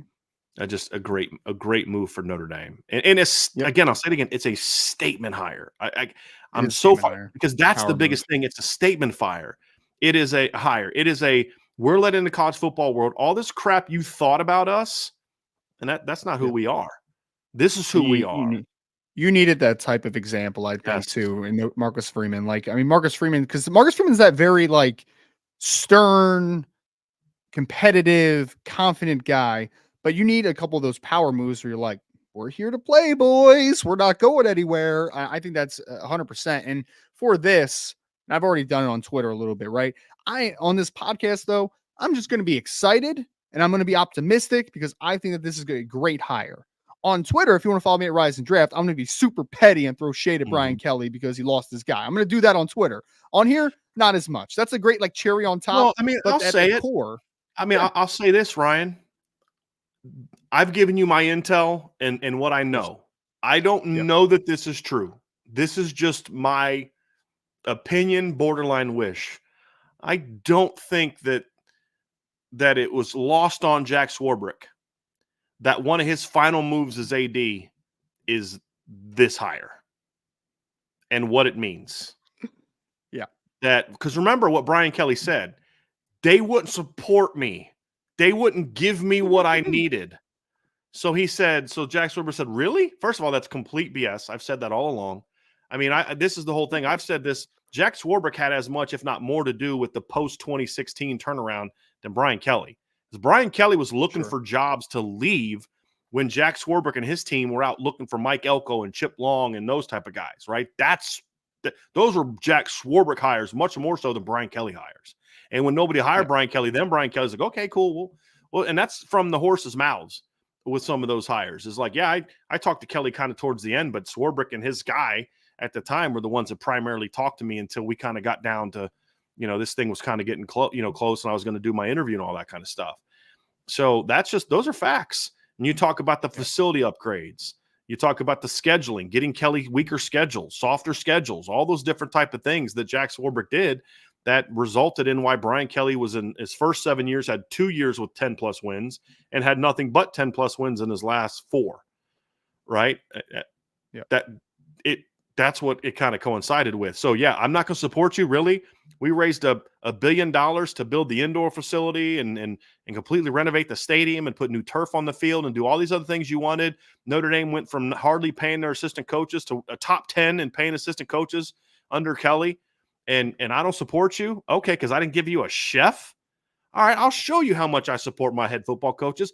I'll give my head football coach whatever he needs to take your offensive coordinator from you because he's the best in the biz right now. I look, there's no way this is 100% my opinion. There's no way that didn't cross Jack Swarbrick's mind.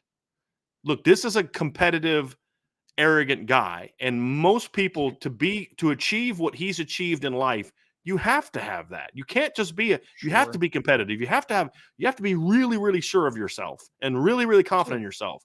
And so I don't say arrogant disrespectfully. I'm arrogant in a lot of ways. I mean, I try to present it a little differently than I used to when I was younger and a little bit more hot-headed. But I tell my wife it's called extreme confidence. It's not there. You go. I call it extreme confidence. And so, like, there's no way that's lost on Jack Swarbrick. No way. No way that was lost on him. Now, is he doing this just because of that? No. Like, if he would have wanted another OC that he had to pay the same amount of dollars, I don't think Jack Swarbrick like, no, we're not doing that. We're only going to do that if you poach Mike Denbrock. No, I think he would have done it no matter who Marcus Freeman wanted. It just so happened that who Marcus Freeman wanted from the jump was Mike Denbrock. Yeah. Right? But I don't think that is lost on Jack Swarbrick, that one of my final moves is that. And my final petty thing that I'll get into before I guess we're going to transition to a mailbag, because we're going to talk deeper about this when he's officially hired and officially, on board as the offense coordinator. Yeah, we'll break down the offense and all that good stuff. Yeah. Exactly. I love the LSU fans on Twitter that are coping hard right now with Joe Sloan was the next guy in anyway. This is actually a blessing in disguise. Give me a break. Give me a break. That's all I have to say, man. I'm ready to get into the mailbag. Everybody else is. Before we do, though, hit the like button for us. Subscribe to the podcast. Make sure you hit that notification bell at the bottom of the screen if you're listening to us on YouTube. Boards at irishbreakdown.com for your latest recruiting and team intel. You can go to irishbreakdown.com if you just want to read some of the great articles that we have out there as well. 5-star reviews on any of your favorite podcast platforms as well would be very much appreciated. We're going to go to the mailbag next here on the Irish Breakdown podcast. Folks, you know the deal when we talk mailbags. Put the MB before the question, mailbag before the question, so we can distinguish what is a mailbag question and what is just general chatter. Because obviously we have over 1,500 people in this chat right now. Again, hit that like button, but make sure you hit that mailbag in the chat as well. A lot of great questions. Brian, we had a ton of super chats I saw earlier as well. Yeah, we're going to get to those. People are fired up, man. Fired up. We're just going to go top to bottom on the super chats and then kind of get into some of the other non-super. We'll get to, if you didn't send a super chat, we're not ignoring you. I promise. We'll get to you. Yeah. But we're just showing appreciation to those that gave super chats. We're going to start off with my guy, Raymond Harton.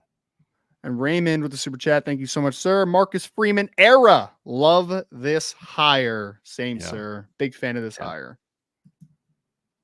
Also had Florida Irish with a big super chat. Thank you so much. Appreciate you. What a change from Brian Kelly to Marcus Freeman. BK was playing checkers with his coaching hires when Coach Freeman is playing chess. P.S. Merry Christmas and thanks for all the hard work during signing day. Thank you so much for tuning in and listening. Look, I'm not going to say that like this is all great, and I'm with you. I'm with you on that. But it is kind of, I just get his question made me think of something else, Ryan. It is funny how things work out sometimes. And I would have been very happy with the Andy Ludwig hire last year. Oh yeah. Very happy with that. Love Andy Ludwig. Absolutely. But I like this hire more. But if you hire Andy Ludwig last year, this hire doesn't happen. Sure. That's the reality. It's of like it. happens for a reason type of thing. Yeah, and we'd be happy with Andy Ludwig. I mean, it wouldn't be like man, I wish we could have Mike Denbrock because he wasn't a free agent. You know what I mean? Like I've been happy with I was a big Andy fan Ludwig. of Andy Ludwig. Yeah, big time, Ryan. You and I would have been, but to me, this is a higher ceiling hire. And here's the biggest reason why. Take X's and O's out of it. Because I would actually argue Andy Ludwig's a little bit more of a creative, coach because he's kind of had to be. Yeah. Yeah. But there's a recruiting dynamic that's not even close. And Andy Ludwig is a guy that you were going to need Freeman and Chad and the offensive coaches to kind of go out there and get him players. He was going to be an okay recruiter, solid recruiter. But Denbrock, if he's anything like he was the last go round, is going to be a dude. And it's going to be so much easier for him to recruit now too because he has the track record he has. Guys, let's just talk about some of the guys that are on Mike Denbrock's resume in the last 10 years, right? I mean, Deshaun Kaiser, Will Fuller, Jaden Daniels, Malik Neighbors, I mean, Desmond Ritter, CJ Procise. I mean, there's a lot of dudes on his resume that, hey, we've had a lot of guys go in the NFL and be high draft picks, and he was there in the Quentin Nelson era, Mike McGlinchey, Ronnie Stanley, he was the tight ends coach for some of those teams. I mean, I believe Mike Denbrock started coaching tight ends in Notre Dame in 2010 and 2011.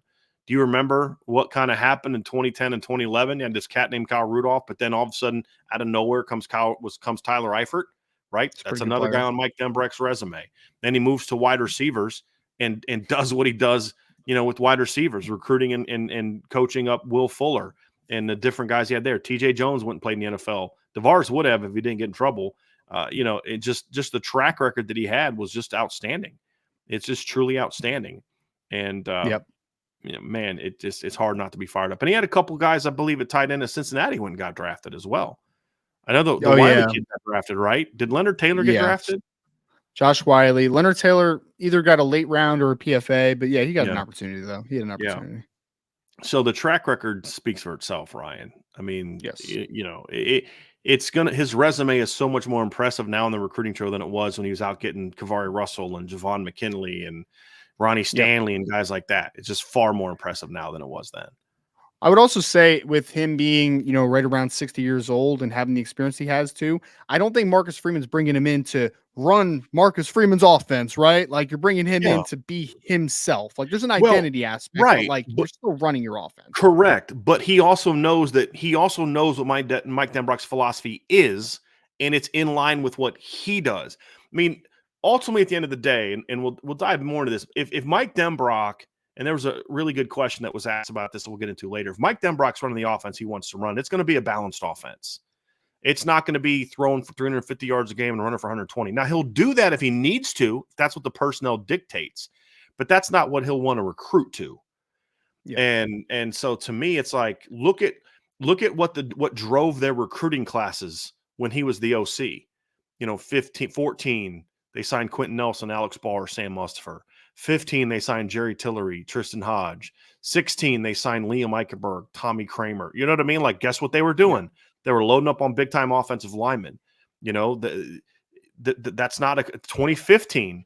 They go out there in 2015 and they sign a 1-2 running back punch of Josh Adams and Dexter Williams. That doesn't happen because he wants to throw the ball all over the yard. Sure. They don't go get Malik Zaire and Deshaun Kaiser and Brandon Wimbush in back-to-back classes because they want to drop back and throw the ball 50 times, right? They want to throw the ball down the field, and they want to run the football and be balanced and, like you said, use their personnel. And even things like how he used Amir Carlisle in 2015 will show you that, like, Amir's not a dude like where he's the guy we got to design 7-8 touches for a game. He's not Will Fuller, but this is a kid that brings value in these areas, and we're going to get him the football and utilize his skills in these areas. Even just like something simple as like the wheel route they ran in the second half against Clemson, because Clemson was basically coming up playing man defense and saying, we're not going to let you get the ball down the field. You're not going to have enough time to throw the ball down the field. It's wet and rainy. And they saw that Notre Dame had early in the first half, had a couple big play opportunities that Deshaun missed, and they weren't going to let him have that again. So what does Denbrock? He sees that, comes out, runs a wheel route with CJ Prosise, drops over the top, boom, 56-yard touchdown, Notre Dame's back in the game. It's like you'll see stuff like that. And he certainly has a track record of doing that. But I think he wants to be balanced. And so you are correct. Mike Denbrock's not coming here to say, okay, I'm going to tell you what to do. But Marcus Freeman is saying, this is what I believe in. He believes in it as well, because we did battle together for 17, 18, 19, 20, 4 years. What he believes in is what I believe in, and he's someone who can go run the offense. He's an experienced guy. I don't have to kind of make sure I'm directing him the way that maybe you did previous OCs. Mike, you're coming here because you're the head coach of the offense, and I'm the head coach of the football team, and that's huge. And if Al Golden stays, you're going to have two veteran, very productive, smart football coaches that are going to make each other better. There's no doubt about it. And one of the best coordinator pairings that Notre Dame has had in several years now. So, yes, 100%. Because that's always what was missing. Like when Mike Denbrock was the OC at Notre Dame, there was always what if he had – I mean, how many times have we said this? Because I remember somebody was like, if you could take the 2017 coaching staff and put it on the 2015 team, and my counter was like, forget that. Just take the 2017 defensive staff. And that's coming from someone who loves Chip Long. But I'm like, they had the offensive staff in place. They had Tony Alford. They had Mike Denbrock.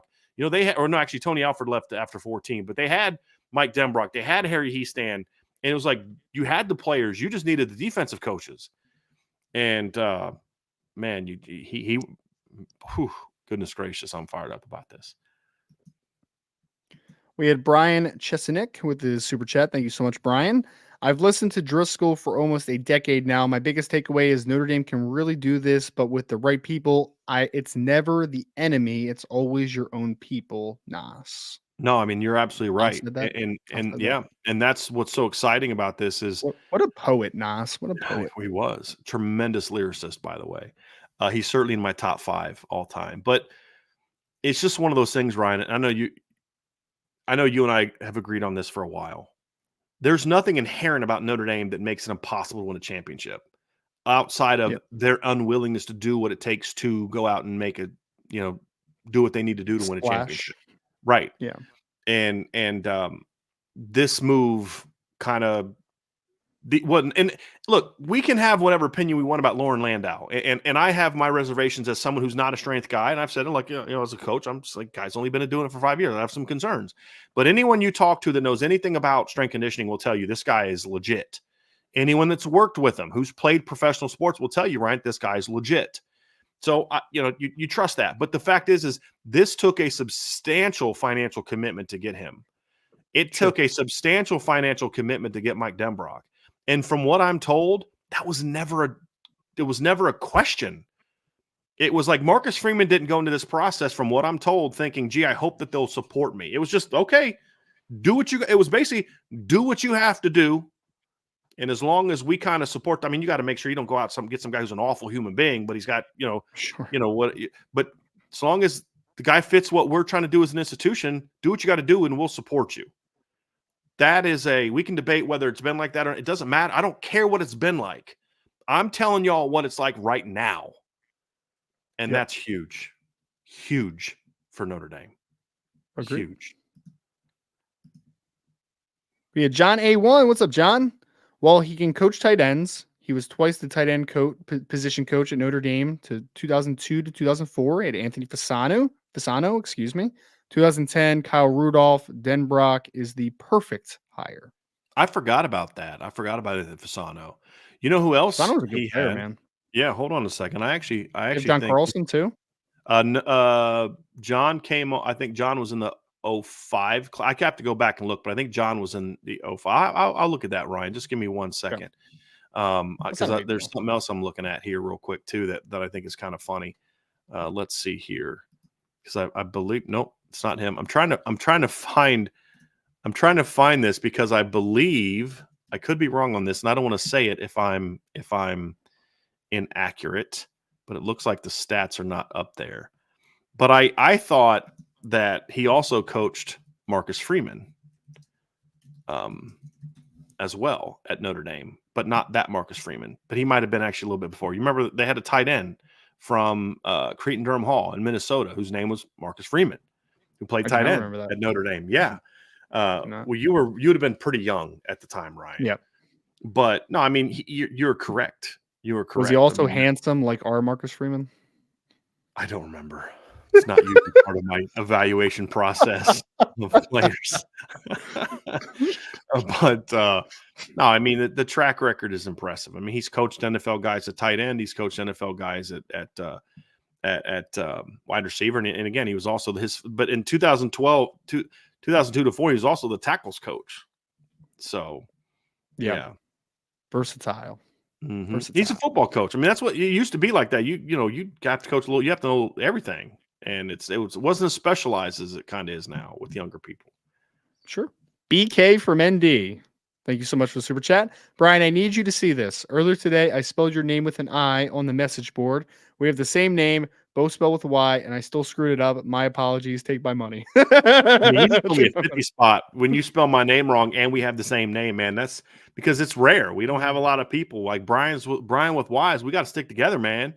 You can't throw me in that Brian with an I category. That was hurtful. I was hurt by that, but I'll forgive you for your super chat. I forgive you. I love the end there, though. Take my money. Yeah, gladly. Take it. Thank you, sir. Steve Rolfe. Thank you so much, Steve. And super chat, very much appreciated. Just ordered a shirt from the IB store. All the people in the chat should treat themselves to some gear in there. Agreed. We've got the hat on. Brian's got the Gap Closer shirt on. I got this flag behind me. Yes, sir. Normally we save that for recruiting, man, but I just, you know what? I was so fired up today. I'm like, man, I'm wearing this anyway. Well, he is a Gap Closer. I would agree. I am very fired up. Yeah, I'm looking at it now. Steve actually got the gold IB shirt. We haven't sold many of those, so he's going to get the gold one. That's awesome. Appreciate you, buddy, very, very much. We had Shaquille Oatmeal. Thank you so much, Shaquille. Super chat. Hi, guys. Does today's news mean we're not getting Kirby Moore? Jokes aside, great job and support from the administration and boosters.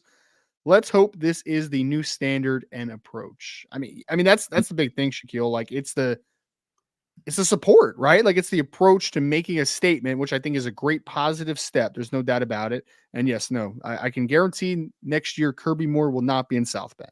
Mm-hmm. Guarantee that. I promise you. I don't promise a lot of things. I promise you that. Yep. Yeah. Here's the thing too, Ryan, is the conversations I've had are not like they did this just for this particular move, that this is just like Notre Dame's kind of like had this. Well, of course we were going to pay whatever we needed to pay to get the best guy. Yep. Not like it's a special situation because we love Mike Denbrock or because we want to change perception. It was like, of course, we're Notre Dame. That's been different. We're in the past. They can say whatever they want about, well, it's always been this way. No, it wasn't. I've been here a long time. I've covered this program for a long time. No, it hasn't always been that way. And as we said last year, the thing with Andy Ludwig last year was not about Notre Dame being unwilling to pay $2.8 million or unable. It was just a bungled process on multiple sides, right? Yep. And I also don't believe that this is we need to overcome the perception of last year, so we'll do this time. That hasn't been a conversation that I've had with anybody. It was this is what the head football coach thinks he needs to go out and win a championship, and we're going to give it to him because he's earned it. We support him. And that's what it was. I mean, I have heard nothing but that this entire process. Because like my whole thing at the beginning was like, well, you're not going to be able to get Denbrock. And I had somebody, this is the first time Marcus Freeman's pursued Mike Denbrock. But this is the first time it was more of I have to get this done type of situation. And I don't think that Mike Denbrock would have been willing to leave a year ago, to be honest with you, just for a host of reasons. But timing is everything. And it worked out wonderfully. And again, I think the stability piece that comes with this hire, Ryan, is important after you've had you're going to have your third offensive coordinator in 3 years. Some semblance that there's going to be some stability. And the fact that you got a guy that's going to very much fit the transfer quarterback you got. I mean, I said this before. He's had 3 quarterbacks in his time as OC, Ryan, rush for 10 or more touchdowns in a season. And he had another in Everett Golson that rushed for 8. Yeah. So, Riley Leonard's going to fit that very well. Yes, he is. Yes, he is. He's going to watch a lot of Jane Daniels film from last Oh, yeah. year. Lou Holtz, Thunder and Bolts, thank you so much for the super chat. Crazy where we were 1 month ago with the wide receiver room to where we are today. If the last month isn't a snapshot of MD's, who's MD? I think it's Marcus. I think it would be Marcus Freeman. I don't know. Okay. I don't Bumpy know road who to the MD is. mountaintop. Yeah. All right, let's say Marcus Freeman's. Marcus Freeman's bumpy road to the mountaintop. I don't know what is. Onward to the mountaintop. Man, I'll tell you what, Ryan. You talk about a roller coaster ride. I mean, and we're still on the ascent of this one. But after the season, you fire Chancey Stuckey 3 days after the season. Within a week of the season ending, you've basically lost half your receiving core. You've had a bunch of other guys jumping a portal. Everybody's flipping out, losing their minds over everything. And then, as you said, no drama on signing day. I loved the first question you asked Kinks' mom. Like, look, there's all this noise out there. Because you already knew the answer. Because this is the answer she'd been giving you for the last month. Right. This is the answer they've been giving Notre Dame for the last month. This was an OSU-generated drama that had nothing to do with Notre Dame other than they wanted Notre Dame's guy. There was never going to be a deal. And, man, it's been some very good news lately. I mean, Mike Brown, I think, was a great hire. You've got some players in the last couple of weeks that have announced they're staying, which is important. Mm-hmm. I'm fired up. Yep. It's never as bad as you think. It's never as good as you think. That's what I always say. It's not. Kay Grant, thank you. Oh, wow. Thank you so much, sir. We really appreciate that. 2024 class signed. Denbrock returns. Go Irish. Yes, sir. Yeah. Agreed. Yeah, I appreciate you, man. It's yeah. Got another one from RJG Irving, my man. Thank you. Yep. Thank you so much. Thanks for a great year of shows and articles. Merry Christmas to the IB team. You as well. Yes. Very Merry Christmas present for me. I'm not going to lie to you. 3 days away from Christmas, and this is the news that we get. Yes. You've hired a heck of a football coach and also a great human being. Like, man, it's great. Great. Circulating quickly too. My wife literally texted me like an hour ago. It was like, I saw the Notre Dame offensive coordinator news. I'm like, yep.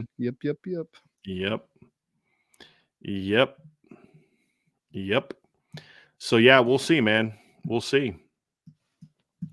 We had a super chat from Dr. Petro. Thank you so much. Appreciate it. Merry Christmas, IB team. Always a quality product. Thank you so much. Very much appreciate that. Yep. If anybody missed the 2 interviews we did in the beginning of the show, also with Cam Williams and Talut Vamo Assa, you should go check those out because they're 2 great people, by the way. Yes. Yep. No doubt. I also like saying Taluta. I think that's a great name, by the way. Love it. Wade Garrett with the super chat. Thank you so much. What's the difference between Mike Denbrock and Parker/Reese? What makes him so good? And Merry Christmas to Brian, to BD and your family, and Ryan and your growing family. Thank you so much for that, Wade. I very much appreciate that so much. Brian, I don't think it's like schematically. I mean, there's obviously going to be some differences, but at the core, I would say Mike Denbrock's a pro style guy. Like he likes to go under center a decent amount. He's kind of he'll run some heavy personnel at times. Like he'll use multiple tight ends. He's not like, it's nothing that's out of the realm of like, oh my, exotic, right? It's more about, I think the experience has allowed him to understand how to utilize things a little bit more appropriately, consistently is kind of how I would put it, right? Your best players this year are Malik Neighbors and Brian Thomas, right? In another given year, your best player offensively is arguably Jerome Ford. So you become a little bit more run heavy. Like that's just kind of the approach I think that he can take, is that with his experience, he understands how to utilize his skill the best possible way, if that makes sense. No, I think that's absolutely right. Absolutely right, Ryan. And yeah, I'll just leave it at that because I don't think people take it the right way. But yes.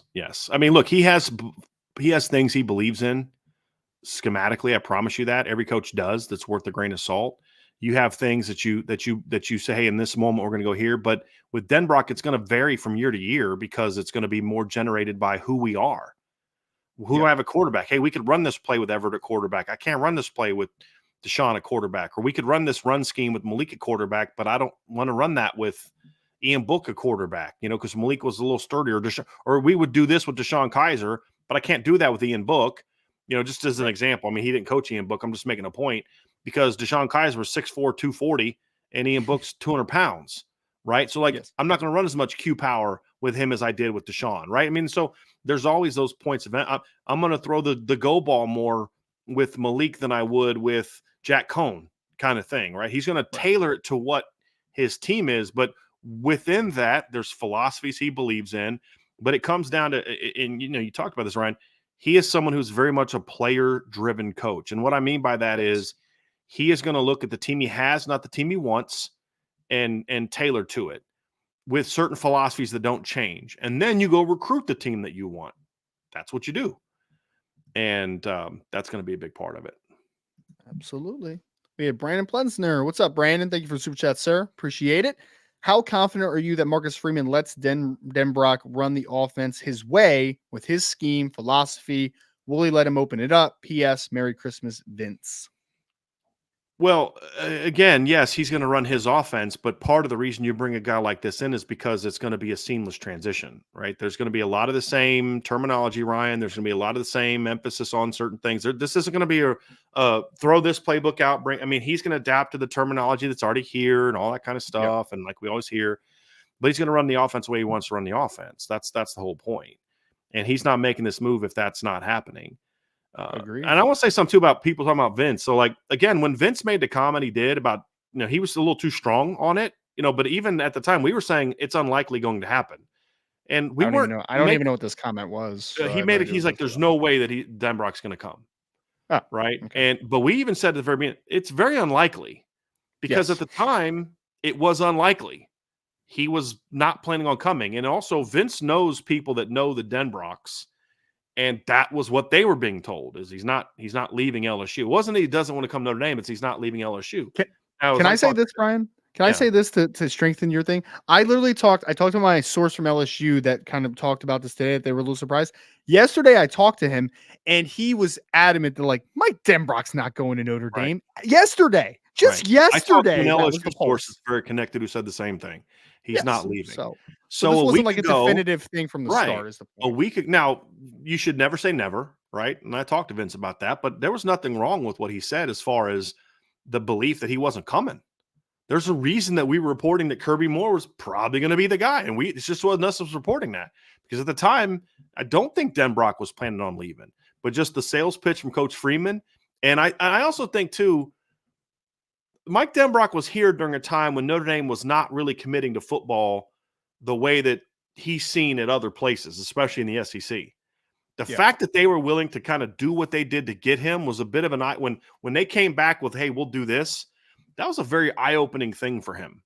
Like, wow, this isn't the Notre Dame that I remember. Because I promise you this, I can say this with 100% certainty.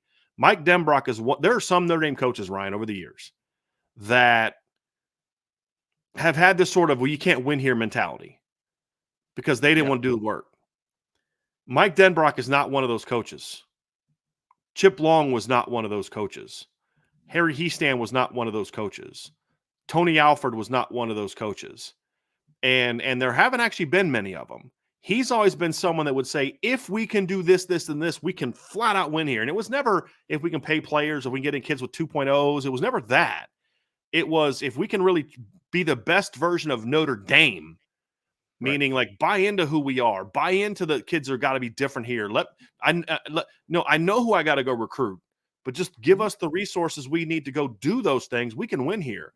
I think that was a statement to Mike Denbrock too. Like, hey, this isn't the same old Notre Dame that you were a part of in 02 to 04, or even, because Jack was just starting to really get the projects rolling when Mike Denbrock was in his last couple of years in Notre Dame. And I don't think they opened up they were doing renovations for his last 2 years. They were still doing renovations he never saw the completed Crossroads project. He's never seen the indoor facility. A lot of those things are really new. And he realized this is not the Notre Dame I was a part of 20 years ago, and not even the Notre Dame I was a part of 7 years ago. And I don't think that can be lost on it as well. Agreed. We had Kate Grant with another one. Hey, Grant, appreciate it. Oh, and nice shirt, Brian. Yes, man. I wore this shirt on purpose because gap closers aren't just players, man. Not just It's very players. true. It's very true. John B with the super sticker. Thank you so much, John. Very much appreciated, sir. Aiden Benami, what's up, man? Appreciate you.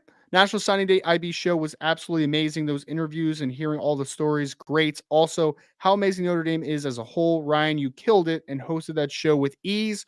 Hard to do that for 5 hours. Thank you, IB team. Aiden, thank you so much, man. And obviously appreciate Brian and Sean for also being on the show because that obviously Dude, I was eases on the there for stress. 5 minutes. Bro, That's fine, man. I was there Hey, for 5 minutes. it's not Take not the time that compliment. counts. It's Take the compliment. it's the quality of the time, not the quantity. How of the many time. people did I schedule for the show on Friday?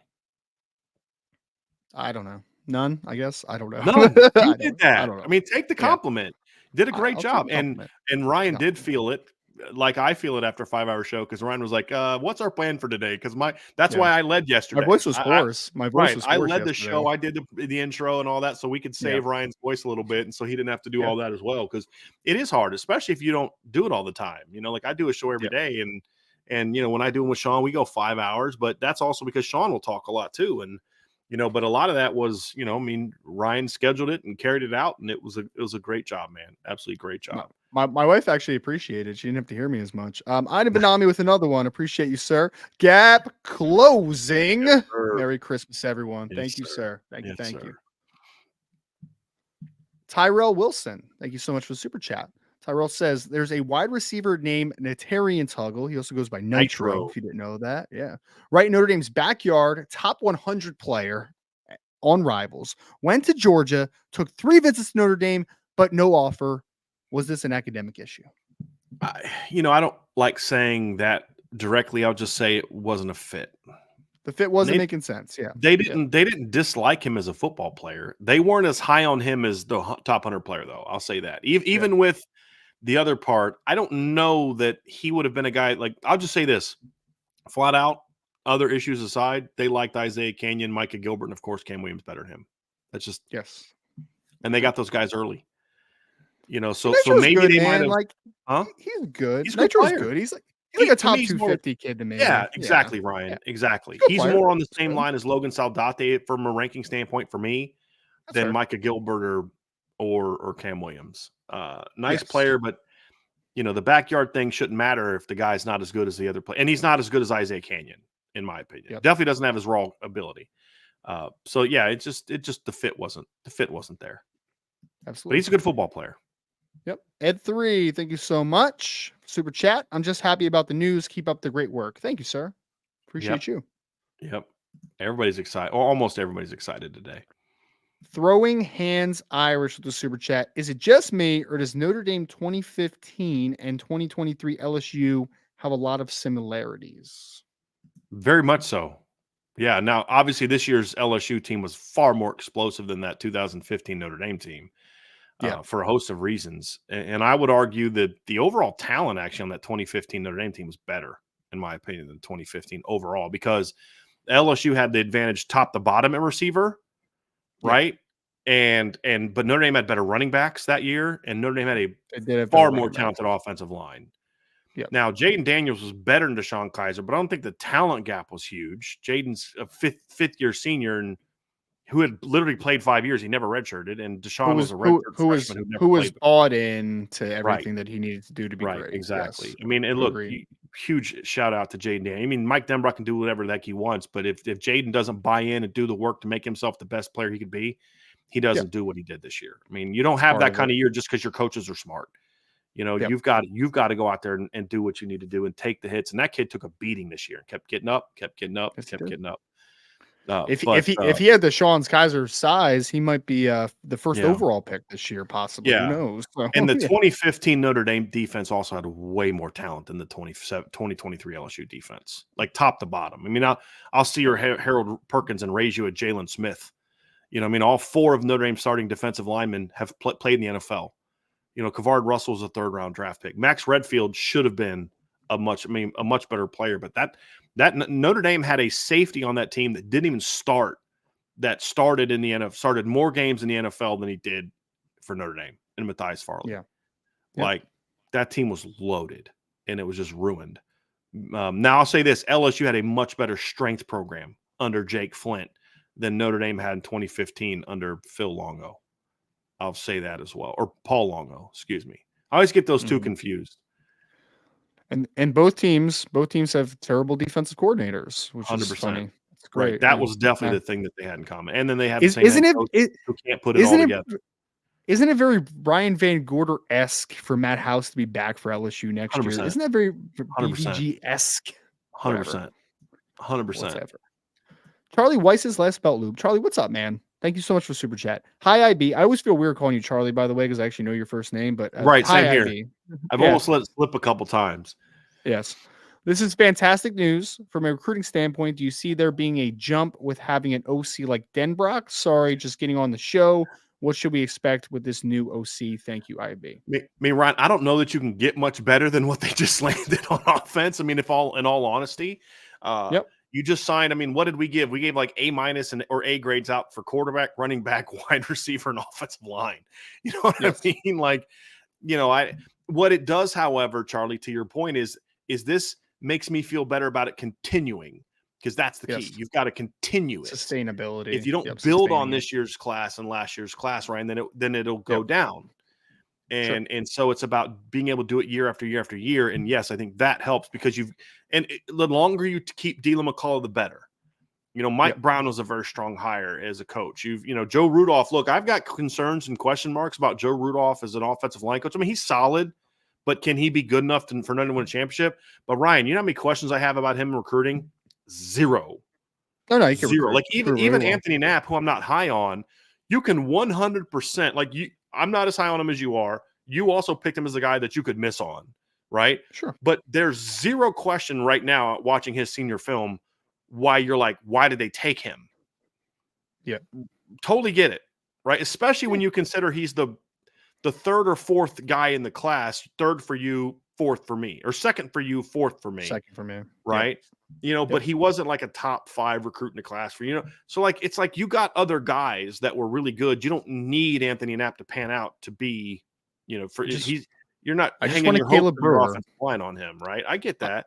But the point is, it's easy to understand why they got out on Anthony Knapp. Sure. And if that's your biggest question mark, he had to re-recruit Gibby Lambert. He had to re-recruit Peter Jones. Well, that one was easier since Peter's already in the class and really loved Notre Dame. But still, you had to make sure he was part of you had to re-recruit Styles Prescott. They just kicked the 25 class off with Will Black. They're in a great position with Jack Lang. They're in a great position with Owen Strebig. I mean, recruiting wise, I got no complaints with the job that Joe Rudolph is doing. That's a great sign. Now, if he can, continue to make the offensive line better, that'll be even better. But you've got a chance to have a very good coaching staff, coaching staff moving forward. No question. I agree. And thank you for the super chat, Charlie. I appreciate you, man. You also feel a lot better about the development side of things for guys reaching their potential with Mike Denbrock as the OC. But yes, Michael S., is it the quarterback or the offensive coordinator that brings success? It's both. Both. Well, you can't be successful without one or the other. I mean, you need both of them to be successful. 100%. 100%. Because if you have a really good OC but you don't have a good quarterback, like there's a cap on you, right? Like vice versa as well. So yep.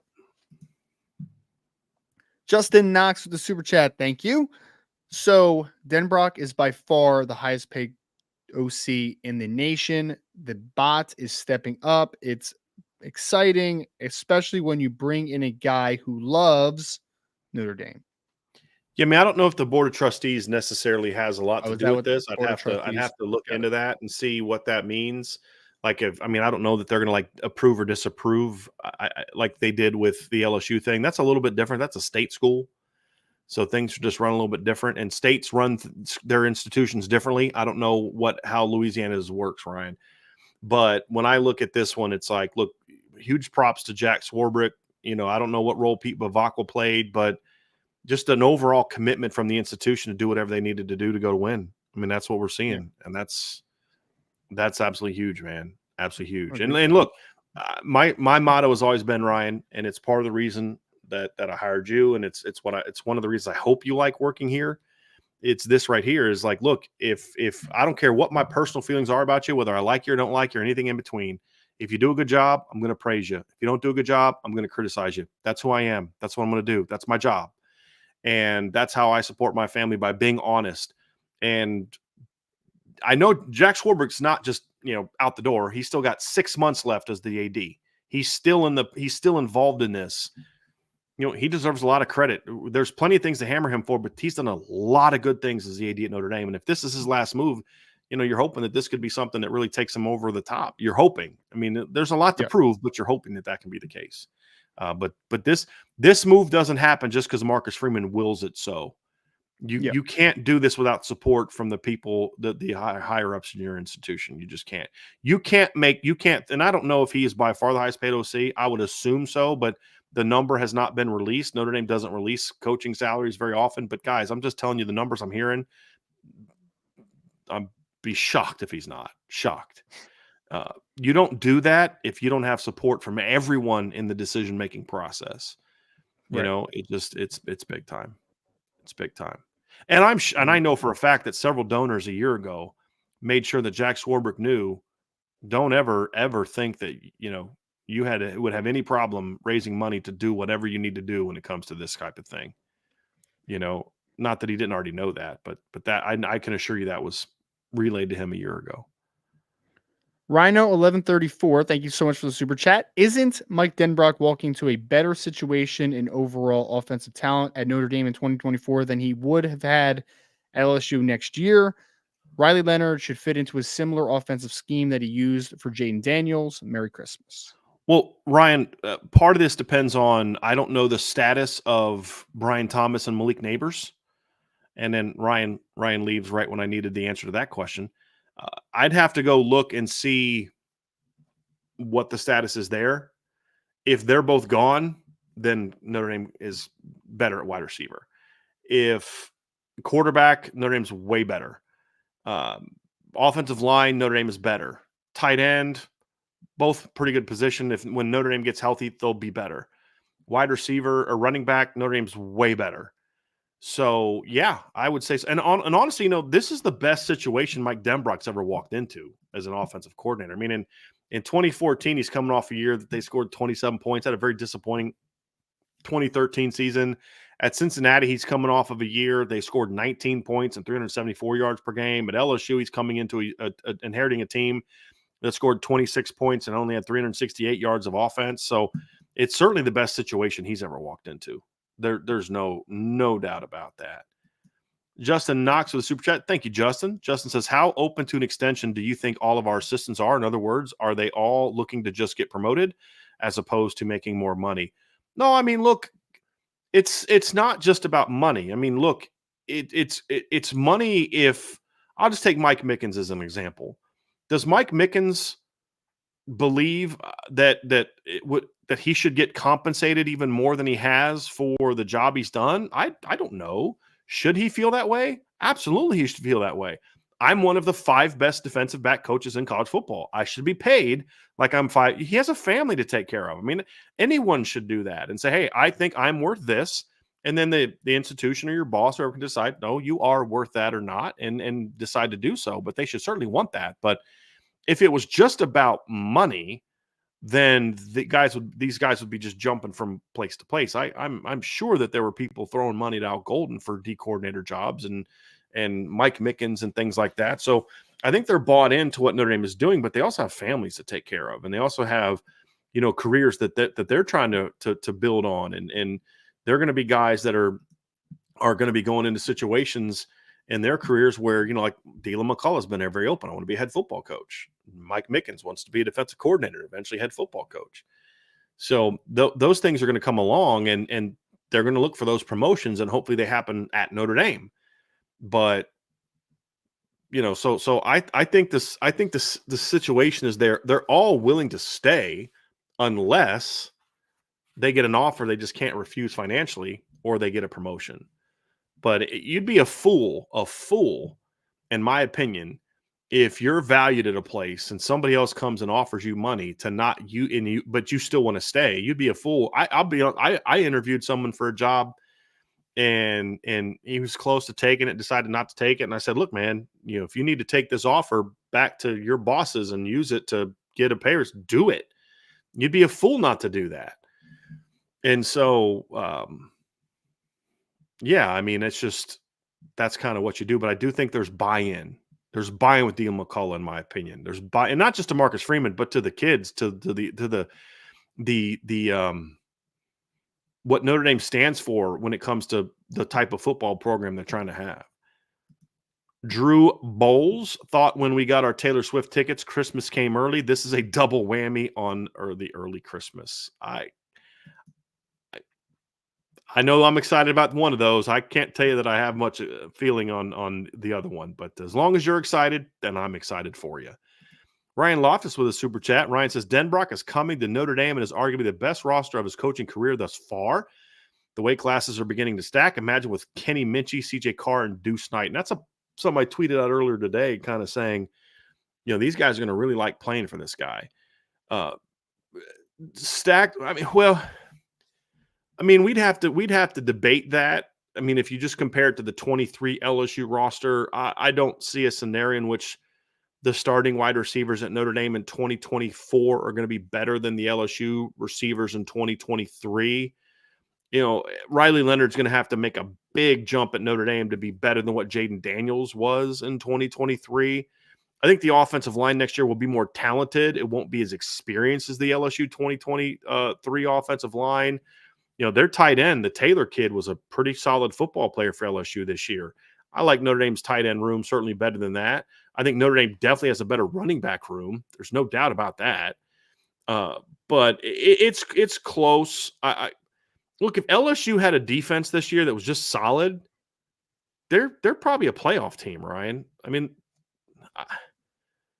I think they're probably 11-1 going and playing Georgia in the SEC title game. Who knows what they would have done in that game if Kelly would have been able to do it? But just look, that was a championship caliber playoff team this year. And this notion that they were just Jaden Daniels playing street ball, I think is very disrespectful to the job of the coach that they did coaching wise, but also, I mean, he threw some balls that were dimes this year, but he also threw some balls where it's like, I just trust my guy. He's going to go make a play. So I'm going to give him a chance to go make it. And the guy goes and makes it. I mean, there was a great confidence he had in his teammates. It wasn't like I got to go do this by myself. It's a lot easier you're going to be looser and more on point when you're just like, dude, I just got dudes. I'm going to go throw the ball to them. And the emergence of Brian Thomas this year really took that receiving core to another level. Because it was like kind of like you can see it in the Florida State game. They were like, we're not going to let Malik Neighbors beat us. And he still was able to get open several times in that game. But once Brian Thomas had like a 70-yard touchdown against Florida State, I think, or something like that. But once that emergence happened and you started to have to worry about him and Mason Taylor and those it's like, okay, this is a much harder offense to stop. So in some areas, I think that's true. In others, do I think Riley Leonard might have more NFL draft potential than Jaden? Perhaps. I don't know. I'm not an NFL draft guy. Do I think Riley Leonard has better physical tools in some areas? Sure.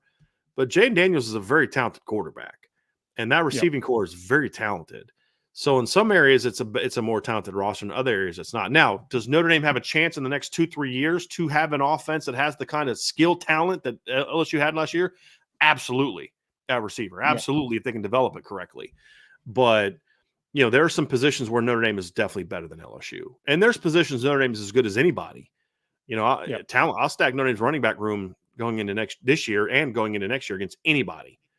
There may be some you like better, some I like, that I may like, but it's like they're in that conversation. The receiving room is not there yet. It's still going to be young,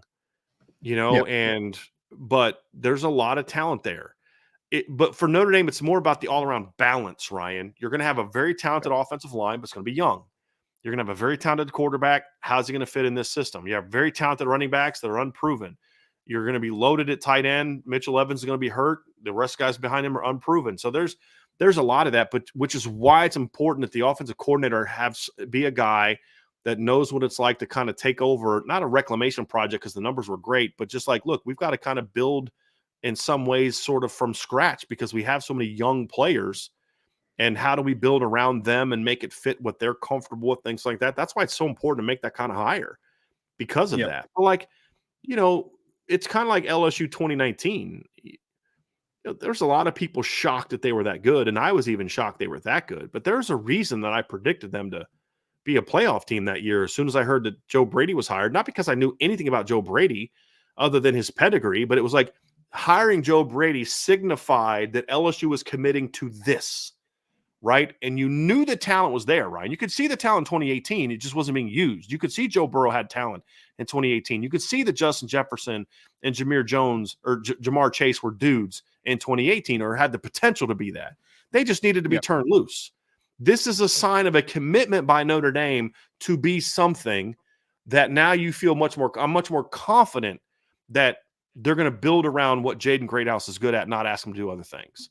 I'm confident they're going to build around Riley Leonard and do all those type of things. And that's pretty much where it's at, in my opinion. Agree.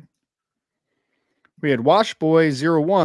Thank you for the super chat. You can lead a horse to water, but a pencil must be lead. Go Irish and Merry Christmas. Okay.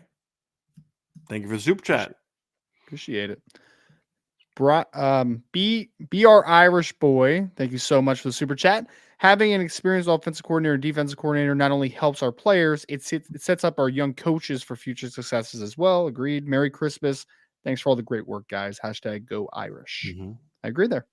Mm-hmm. That's why we talk about coaching trees all the time. That definitely makes a difference. Just your ordinary Joe. Hey, BK. I never quite understood why you self-imposed the shopping down a different aisle bunk, but this Marcus Freeman guy shops anywhere he wants. Then again, I guess you probably know that now. I love that, Joe. I absolutely love the shade.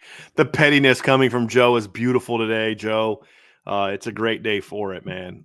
A great day for it. But yeah, man, it was always junk, Ryan. We said it for years. I've said it since I've been doing this. Like, this is bull crap. This whole shopping, that's a choice. And that's not because you can't get other guys. Like, you know what the spin will be from the BK apologists? Well, they altered the standards for Marcus Freeman. Do you know they didn't sign a single kid last year that was under a 3.0 in the 23 class? They did not sign, and that would have included if Keon Keeley and Peyton Bowen signed. They did not have a single kid last year whose GPA was below a 3.0. Not one. Yep. So but they had to recruit some dudes for those teams. Exactly. They had to work for those guys. Jalen McMillan liked Notre Dame a lot. They didn't get Jalen McMillan because he didn't think the head coach cared whether he came there or not. That's exactly why he didn't come to Notre Dame. It had nothing to do with grades, anything to do with the talent. It was not about shopping down a different aisle. It was more about he wanted to get on Shipt and type in his order and have it delivered because he didn't want to have to do the work. That's what it boiled down to with Brian Kelly. And all the people say, oh, he's going to recruit way better at LSU than, hate to break it to y'all, but he hasn't recruited better than Notre Dame once since he's been there. And you can give me all the rankings you want. I'm not trading last year's LSU class for Notre Dame's LSU class. Not doing it. And this year, nobody is because they're literally ranked ahead of LSU by everybody. Yeah. You know, so y'all are seeing what we tried to warn y'all about. And that's exactly why it's happening. And eventually, some of them have said actually sorry to me, but a lot of them are still like, and anytime something good happens, oh, you know, what do you think about this? I'm like, okay, you got an in-state 5-star kid. I would have thrown shade at Brian Kelly no matter where he went. I actually had a pretty good relationship with LSU fans before Brian Kelly went there. Mm-hmm. And I tried to tell him, I literally said, like, I think the first tweet was LSU fans, just get ready. That's all. And then I was just a grumpy Notre Dame fan. Yeah. All right, guys. I was upset. You loved him until he left. I'm like, yeah, you shouldn't just assume that. Yeah, I got the receipts. We'll see how it is this year with Garrett Nussmeier and their wide receiver room and Matt House as their defensive coordinator. We'll see how that works out this year. Garrett, guys, I hate to break it to you. Unless he gets beat out by AJ Swan.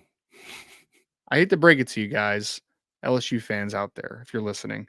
You guys went 9-3 with a Heisman Trophy winner at quarterback this year. And the number one offense in college football. You throw shade at Notre Dame, but you literally had the same exact record as Notre Dame this year with a Heisman Trophy winner at quarterback. An easy Heisman Trophy winner, Ryan. Like, the vote wasn't close. The vote wasn't close. Yeah. And you almost lost to Arkansas. You almost lost to Missouri. Like, you needed to come back to beat Florida and Texas A&M. You know what I mean? Like, good luck next year. Yeah. Good luck next year. Yeah, they play in the SEC, so they're 9-3 in the SEC is better than Yeah. everyone ever. Got it. Yeah. Yep. Tom Connor, this is for Vince. Love you, my man. Yeah, Vince is texting me during the show. Apparently, some losers on Twitter that have nothing else better to do in their lives are going at him. Like some of you are Nice. literally just suck at life. Like you are just Vince has absolute had a rough couple months Yeah. on Twitter, man. Yeah, yeah. People are clowns. Oh, Yeah. people. Well, I literally had someone come at me, and their response was Marshall. Like, oh man, you got me, guys. Wow, you stung me there. Didn't LSU lose to Troy not that long ago? Like, do we really want to Right, go like, there? oh You my know what I God. mean? Like, come on, God. guys. And literally, but Brian like, Kelly has had some bad losses in his career too. Like, let's be honest about this. yeah. Come on. Tulsa, Northwestern, Seriously. Navy. Come on now. You know what I mean? Like, come on, guy. Oh, and then someone was like, "Oh, no, LSU didn't like Mike Denbrock from the start. Joe Sloan was the biggest part of why they took this job." All right, I'll say this: Sure.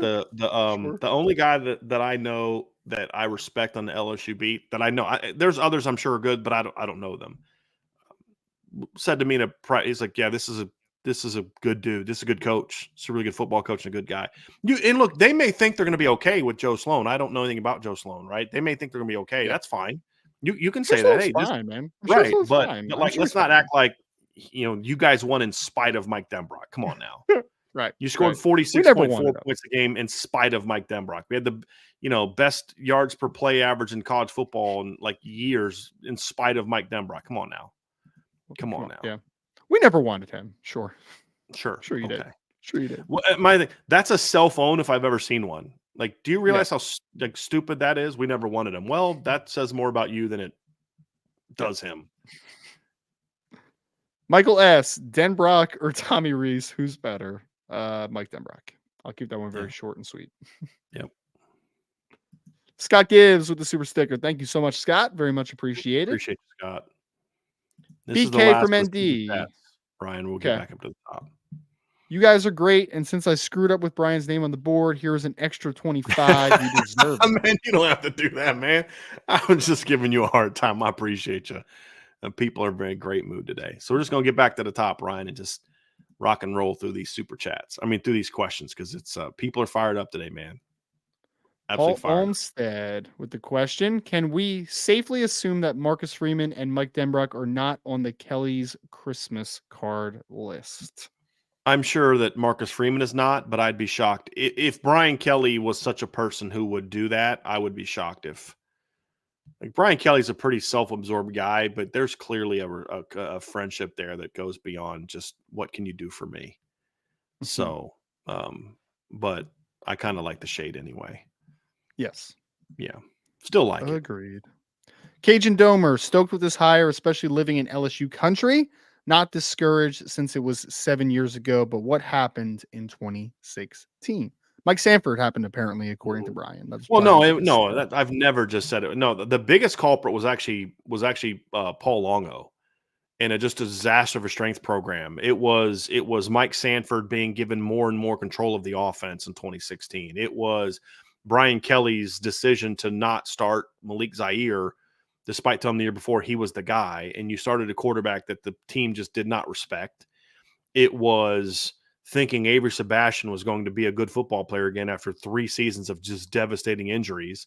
It was poor recruiting for the 3 years prior, finally kind of catching up with him a little bit, and it was a lot of different things. But, but the biggest one was Brian Van Gorder not making the change. You should have made it after 2014. You definitely should have made it after 20. Because, right, we always talk, Brian, about, the offense doesn't show up in big games. And I'm like, well, yeah, that's been true every year but one. And we've said this before. What was the one year where the offense kind of played kind of well in some of the big games that they lost that year? It was 2015. I mean, they had 432 yards of offense on the road and 6.5 yards for playing the road against Clemson that year. That's a pretty good Clemson defense that season, Ryan. You know what I mean? Like, that was the Notre Dame's 432 yards. The only team that had more yards against Clemson that year was Vamo, who had 473 in the title game. The only team that had more than Notre Dame's 6.45 yards per play against Clemson's defense that year was Bama, who went for 6.7, right? So it was actually 6.66. So They did pretty well that year. The game they lost at Stanford, and Stanford was a top 5 team, they lost 38-36, right? The offense went right down the field and scored to go up 36-35 with 30 seconds left. You know what I mean? Like, I don't know what else you can do as an offense and then to do that. I mean, the offense had 533 yards and averaged 8 point. Ryan, you want to know what's wrong with the Notre Dame back then? Notre Dame had 533 yards of offense, 8.9 yards per play, ran for 299 yards, threw for 234 yards against Stanford, and lost. Yeah. Right? Why? Because the defense sucked. And same thing that year with Ohio State. You look at the game against, I mean, Notre Dame was never threatening to beat Ohio State that year. They weren't. But they still moved the ball on Ohio State. They had 405 yards of offense that game and averaged 5.8 yards per play. The only team that had more yards against the only team that had more yards against Ohio State that year was probably Ohio State in a scrimmage, right? Nobody had more. And the only team that had more yards per play was Penn State, had 5.9 in a 28-point loss to Ohio State. So in the 3 big games they lost that year, they scored points and they moved the ball better than anybody had done against those teams all year. That's a completely different situation than all those other years when Notre Dame's losing to Michigan 45-14 and they can't move the ball on Georgia in 17 or 19 and all those type of things. You know what I mean?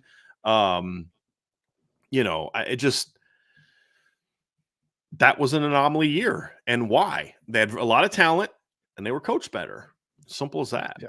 But that year also, there was a lot of things that were masked because of Will Fuller and Chris Brown and Amir Carlisle and CJ Prosise and Ronnie Stanley and Jalen Smith and Sheldon Day and Kavari Russell and a lot of those guys that were gone the next year. They masked a lot of the problems that existed in 2015 that they couldn't hide in 2016. They didn't have Will Fuller to bail them out in 2016. They didn't have Jalen Smith to bail out bad play calls from Brian Van Gorder in 2015 or 2016. And so it really came down to a lot of those things. And then, not showing the same trust in Mike Denbrock that he had earned and deserved for the success he had in the 2 previous years has also played a role in that. John Lacey, no question. Just wanted to say how much I appreciate what y'all do. This channel and site passes a ton of time for me. I'm sure I speak for a lot of folks. Merry Christmas and thank you. Thank you. Appreciate you very much, man. Appreciate you very much. We had the world famous Scotty Nitro. I haven't seen Scotty Nitro in a long time, man. It's good to see you today, bud. Mike Denbrock seems to run his offense around the talents of his players instead of recruiting guys specifically for his offense. Am I close? I mean, partly, yeah. I mean, I would say that he can assimilate to the roster that he has, but I do think that he still has his preference of like how his roster 100%. is ideally constructed. That's how every coach is. That's exactly what coaches should be doing. You walk into a situation, this is what I have, and I need to build to it. And if you want to learn something different, recruit something different. And that's what he is doing, and that's what he will do. So it's a little bit of both. It's a little bit of both. Now, when you recruit a certain way, it doesn't mean they're always going to pan out that way. And you have to adjust, and he'll do that. But yeah, they'll have look when they go on the recruiting trail under Mike Denbrock. There'll be a plan. There'll be a plan in place. Hey, we got to be great up front. I need some playmakers out on the perimeter. I need a quarterback that can do things with his arm and his legs. I need, you know what I mean. And then the specifics of those, because you're going to get 2 quarterbacks, Ryan. You know this from doing scouting and doing all this. You'd have 2 quarterbacks with identical body types, identical physical talents, and you're going to run 2 different offenses with them because their processing might be different. Their comfort level in certain things might be different. One guy who may have the same exact arm talent is just more comfortable running or more comfortable throwing short, or another guy may be more comfortable throwing deep. There's so many things that impact that besides just what your physical tools are. And those type of things are going to influence who you are offensively. And, it's all part of like, you may think I love this play, but for Mike, the quarterback that we're rolling with just isn't comfortable reading it out. Just for whatever reason. So you can either A, keep running it and get pissed off every time he doesn't read it correctly, or don't run it. Or run it in ways that maybe, hey, he doesn't read it well, so we'll only run it when we do sprint out. Or play action, or I'll max pro it to where he can only read that particular thing or something like that. I mean, there's things you can do, but a lot of times it's just I can't run that concept. Why? Because my quarterback's just not comfortable reading it. And that happens with younger players. And I don't know if it happens in the NFL as much, Ryan. I mean, you kind of be able to do a little bit of everything. Everybody has their favorites, but you're not going to just avoid stuff unless you have a quarterback. hey, we threw 65-yard post routes with Patrick Mahomes, but our backup quarterback can't throw the ball more than 50 yards. And sure, that's going to change some stuff. I'm just talking about guys are just comfortable with different things. And so that's going to have to alter what you do as well, even though physical skill set might be similar to what you have wanted and recruited. And that'll be the key. We had a question from BK from ND. Could you go into the differences between Parker's offense and Denbrock's offense? Follow up, how big of a difference is it for the ceiling floor for Riley Leonard? Well, I mean, number one, it's not even about the offense versus offense, Ryan. You have one guy that has a clear established track record and a proven track record of success compared to another guy that we still don't know what his offense is. We've talked to people about it. We know people that know what he wants to run. But, with Denbrock's offense compared to what we saw in 2023, you're clearly going to see the quarterback legs be used more effectively. It's just what he did at Notre Dame. He did at Cincinnati. He did it at LSU. Mike Denbrock was a guy that's always – what's interesting is really LSU's the first job he's had where they didn't throw the ball deep as much as he did some other – I mean, they chucked the ball deep a lot at Notre Dame in 14 and 15, like a lot. And, again, that part of that was because you had Will Fuller. Makes it a little easier to do that. But you had big-armed quarterbacks. I mean, Ev had a huge arm, and Deshaun had a huge arm. Malik had probably the strongest of all three of them, just arm strength. So I would imagine, we're going to see here's another one. Mike Denbrock usually prefers more spread sets. He tries to at Notre Dame he was this way. Even at Cincinnati to a degree he was this way, Ryan. I mean, you were at the game. They would do some 12 personnel, but they were 11-10 in that game. A lot of 11 with the tight end out, because they want to spread you out and then kind of do that read of if you're 5 in the box, we're running, and if you're 6 in the box, we're pulling and throwing it kind of thing. He wants to spread people out more than I think Jared Parker showed a willingness to do in 2023. Now, when Jared Parker eventually got there, I think so. But I think you're going to see a lot more 11 personnel stuff from Mike Denbrock as a base, and then mixing in the other stuff as well. But he'll mix things up. But with 11 personnel, you'll see a lot more variety of how they line up in 11 personnel. Like I think it was the first play of the game against LSU, Ryan. They went tight end over, and I think there were 11. I think it's personnel. They went tight end over, I believe, and so they had the receiver backside off the ball and motioned them over, so they were like an overload, kind of ran right, and then like threw a wheel route backside of the run. Like you'll see some creativity in there too. This is a guy just running inside zone and running basic concepts because, we have great players and we're just good. There's going to be some creativity to it as well. And he was very good at Notre Dame about getting the running backs involved in the offense. I'd have to go back and see what he did at Cincinnati a little bit more, Ryan. I don't remember if he did or did not get the running backs involved a lot in the pass game at Cincinnati. I'd have to study it. I'm not sure. Yeah, but I know at Notre Dame, they got the running backs involved in the offense a lot. And when he had a guy like CJ Prosise, we saw it even more. I mean, it was a lot more in 2015. So that's something that you'll see more up to. If he has a guy that can be that kind of weapon in the passing game, he's going to use it. So but it's not going to be something where you're like, holy crap, this is just so much different than what we saw before. We never saw this formation. We never saw inside zone before. We never saw double post before. I mean, it's just an emphasis will be different. There'll be a little bit more aggressiveness. But in the Cincinnati offenses he had, they didn't run a ton of plays like this past year's team. And that would be one of my concerns is, but part of that was because they were a big play offense. So they need to run really big. They ran like 6.7 yards per play, 6.7 yards per play is last year there. So it'll be a little bit different. Anything to add to that, Ryan? Or we kind of on the same page? No, I mean, we talked about it earlier, not going too much into the scheme, but, he understands how to utilize the playmakers he has in different areas. So, Yep. Andre Tonsel, could the gap closing offensive coordinator they need to become an offensive force? I mean, that's the hope, Andre, obviously, right? I mean, why are you recruiting at a higher level under Marcus Freeman? Why are you trying to emphasize the skill positions a lot more over the last 2 cycles? It's because you know that offensively you need to be more explosive. You need to be a better unit overall. And a part of that formula has to be a really good play caller, a really good offensive coordinator. So having a guy that is perceived as a gap closer or perceived as a guy that can take that unit to the next level, that's an important part of the formula, obviously. Important ingredients. Yep, agree. Jim Halloran, will this open up recruiting possibilities in Louisiana? No. I mean, Denbrock's not a Louisiana guy who's there for 2 seasons. I don't think it changes anything there. I mean, Notre Dame's had some success in Louisiana already. I don't think this does anything to change it.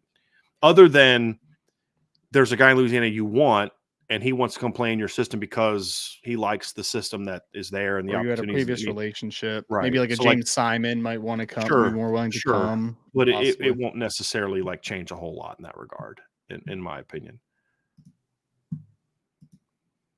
Jim Halloran with another one. Brian Ryan, do these last 2 hires tell you Marcus Freeman has the chops to be a head coach? Well, I mean, there's steps in that direction, sure. I mean, he went out and knew he wanted and went and got him with both guys. Now we need to see that those hires work. I mean, that's the thing, right? Like, we're excited about it, but now it's like, okay, now show me, right? Prove it. There's still a prove-itness to it because you won't have a Heisman Trophy winning quarterback next year, at least as of right now. It'd be nice if they have one next year. It'd be nice, but like, I'm not really worried about that right now. I just want to see if they're going to be good, really good. But yeah, it's going to be there was a purpose to what he went into this. He knew what he wanted and he went and got it, Ryan. That's important. The chops are there for that boldness, but now we need to know if the chops are there, that the hires are the right hires, and that'll be proven out by what happens on the field. I'm confident in it. Yeah. I'll say this too. Their strength situation and OC situations are much better now than they were in 2023. Much better. Sure. Now, will they be good? But that's a kind of a different bar. You had an interim guy, a strength program, and a first-year guy as your OC that did some nice things, but also did some things that you kind of get frustrated by. You'd think he'd get better, but Denbrock's already established himself to a much greater degree. There's a lot of layers to being a really good head coach, right? To being that type of guy. Coaching hires are also obviously part of that. Developing a philosophy that works for you is part of that. Developing a program is part of that. In-game coaching is a part of that as well. I think there's still answers that need to be there's still questions that need to be answered, but ultimately this is a good answer to part of the equation, right? But it's not the full equation, is obviously there. Right.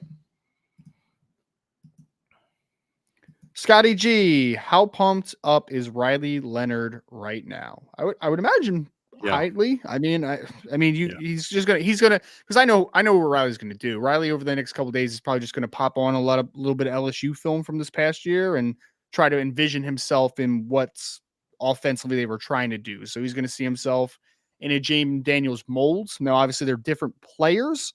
They can affect the game in similar-ish ways at times, but you're going to be able to see yourself a little bit in that offense, which is more important. And I think that visualization is going to be big for him. Yep. We had PK. Marcus Freeman has pulled the coaching talent back to South Bend. Can he pull off the impossible and get Harry Heastand watch from the skybox, go to dinner with Rudolph once a month, etc.? Doubt it. Yeah. And you got to understand, Coach Heastand has kids that live all over the country. I believe he's got grandkids now. I believe. I think so too. Yeah.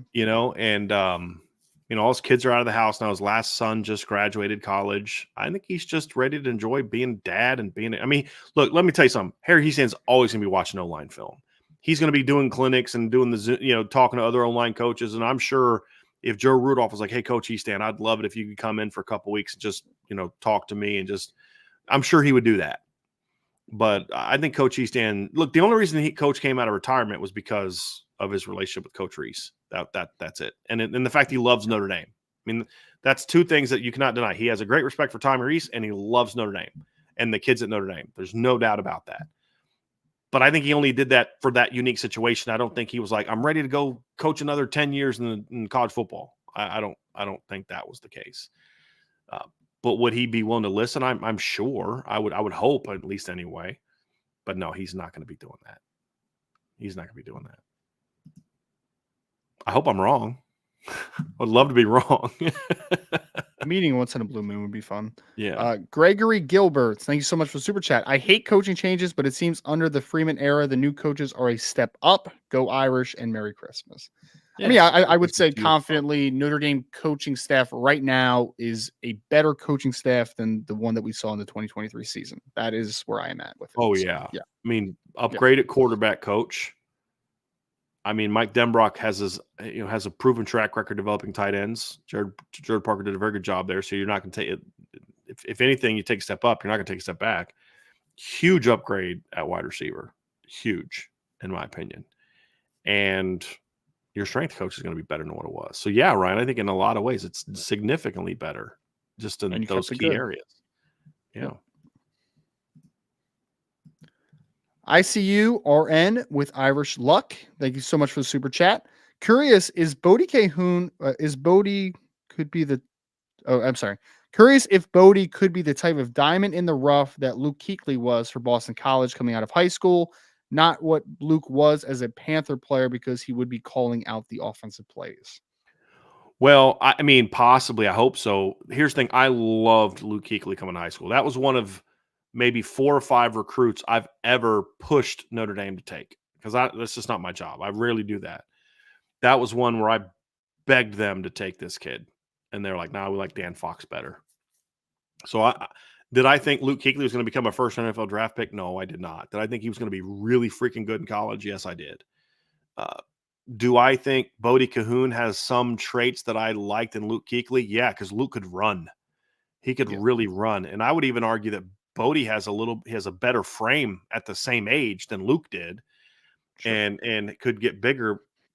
What Bodie doesn't have yet, just because of experience playing the position, Ryan, or lack thereof, Luke Kuechly was one of the most instinctive linebackers I've ever seen on film as a high school kid at St. X. I mean, he was exceptionally instinctive. On top of the fact he could run.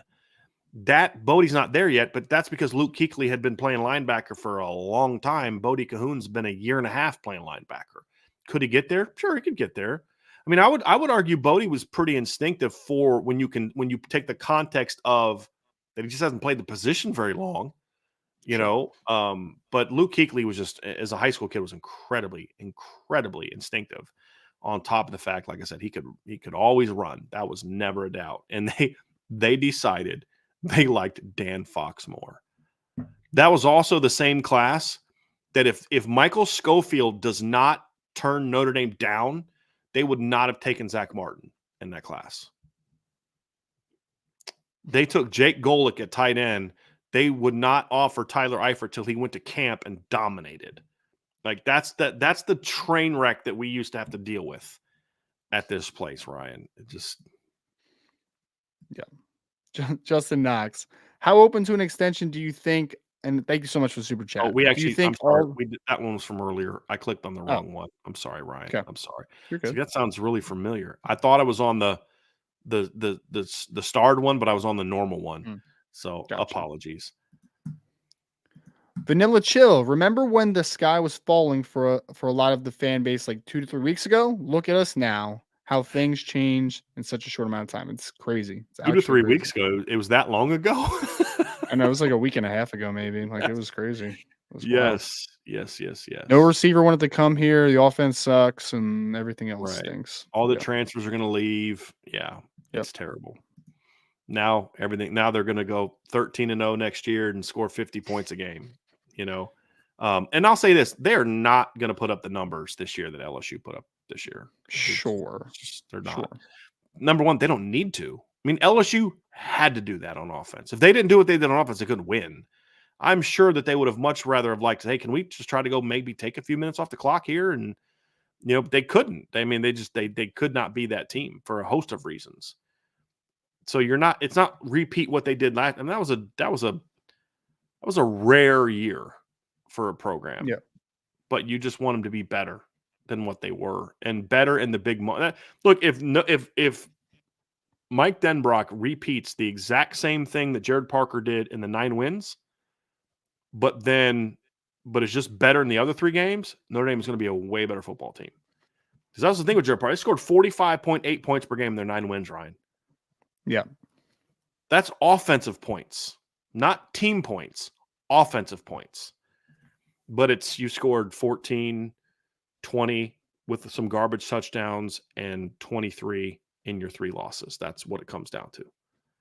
Yeah. Right? And that's where Notre Dame's got to get better. Absolutely.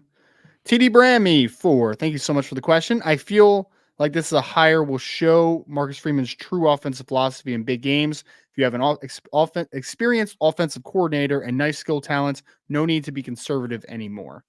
I hope you're right. I mean, like there's like a fine line there, right? Like some people it's just their personality. Some people it's like think that their philosophy is driven off of necessity. I don't know. I think that for me, there could be part of it of, you think that your offensive line's good, your wide receiver room is still rebuilding, it's not practicing the way that you want it to practice, and maybe you become a little bit more conservative from an approach. And I hope that you are correct. I hope that they look at this team now and say, offensive skill talent has gotten an upgrade, offensive coordinator's got an upgrade, and I hope that it does kind of break out a little bit. I hope you're right. We'll see though. Oh, sorry, I'm gonna go to this one from ND Milton fan. What's up, Nathan? What kind of signal, if any, does this send to potential recruits and college football in general? Well, what it says is Notre Dame is going to do whatever it takes to win. Again, the biggest statement that today it was a perception changing move. Even if you're not super high on Mike Denbrock, it still does that, because what it does is it tells you that Notre Dame will do whatever it takes to get the guy that they want. They're not going to be like, well, we can't win because we don't have the money, we don't have the resources, blah, blah, blah, blah, blah, blah. No, they don't. They said, this is who we want. We're going to go get them. And honestly, my ND PTSD of even before Brian Kelly for the last 30 plus years of being a Notre Dame fan, I'm waiting for him to do something. I'm just waiting for it not to go right. And it just nailed it. It's not going to be now that doesn't mean Mike Denbrock was going to come, because you can't force him to come. He has to make the decision to come. But Notre Dame did everything on their end to say, hey, we're serious about this, right? And man, you gotta be excited about that. It's a power move. I mean, you just said to one of the premier brands in SEC country that will outbid you for your guy and will take your guy from you. And I think that speaks volumes. Yep, absolutely. All right. So we had another one from TJS. Thank you, TJ. Brian, you keep saying from the beginning, but how long has Marcus Freeman known he was going to be looking for a new offensive coordinator? I mean, about a week. Yeah.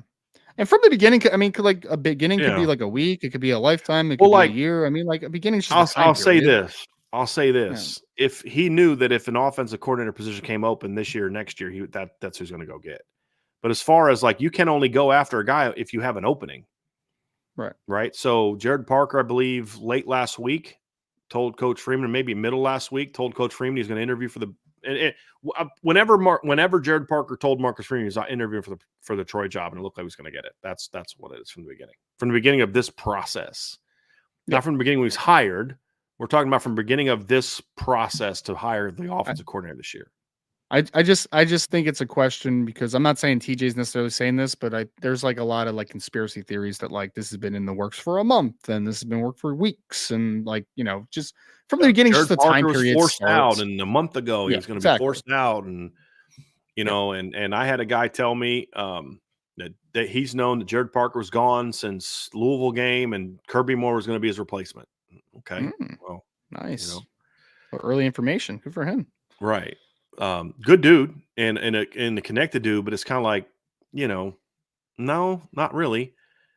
But this is the guy that Freeman wanted from the time this process started. And I must understand, like Marcus Freeman knew in 2019 that if he becomes a head coach, he's going to hire Mike Denbrock as offensive coordinator. I mean, maybe. Right. I don't know. I'm just telling you, for this process, that's who he wanted. So good question for clarification, TJ. Josh Buffo, the motivational business banker. Mike Denbrock brings a lot to Notre Dame, but in my opinion, in your opinion, what is the most important thing Coach Denbrock brings to Notre Dame? IB is the best in the business. Merry Christmas to you both and your families. You as well, Josh. Thank you. Yeah, thank you, Josh. Ryan, you want to take this one first? Yeah, I mean, we've talked about it obviously ad nauseum at this point. I think the biggest thing is that he's an experienced offensive coordinator. He's going to have expectations. He's going to understand the process a little bit more consistently, and I think that's going to rid out the inconsistencies from a day-to-day perspective, from a game planning perspective, from an in-game perspective at times. Those inconsistencies are just going to be less there because he's just been doing it a lot longer.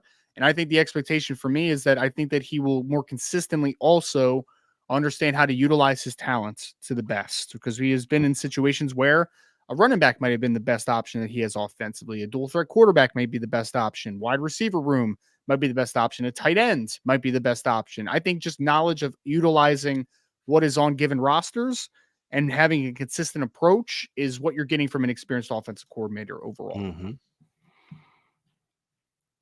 That's the big thing right there with that last sentence. You're getting experience. You're getting someone who has a proven track record.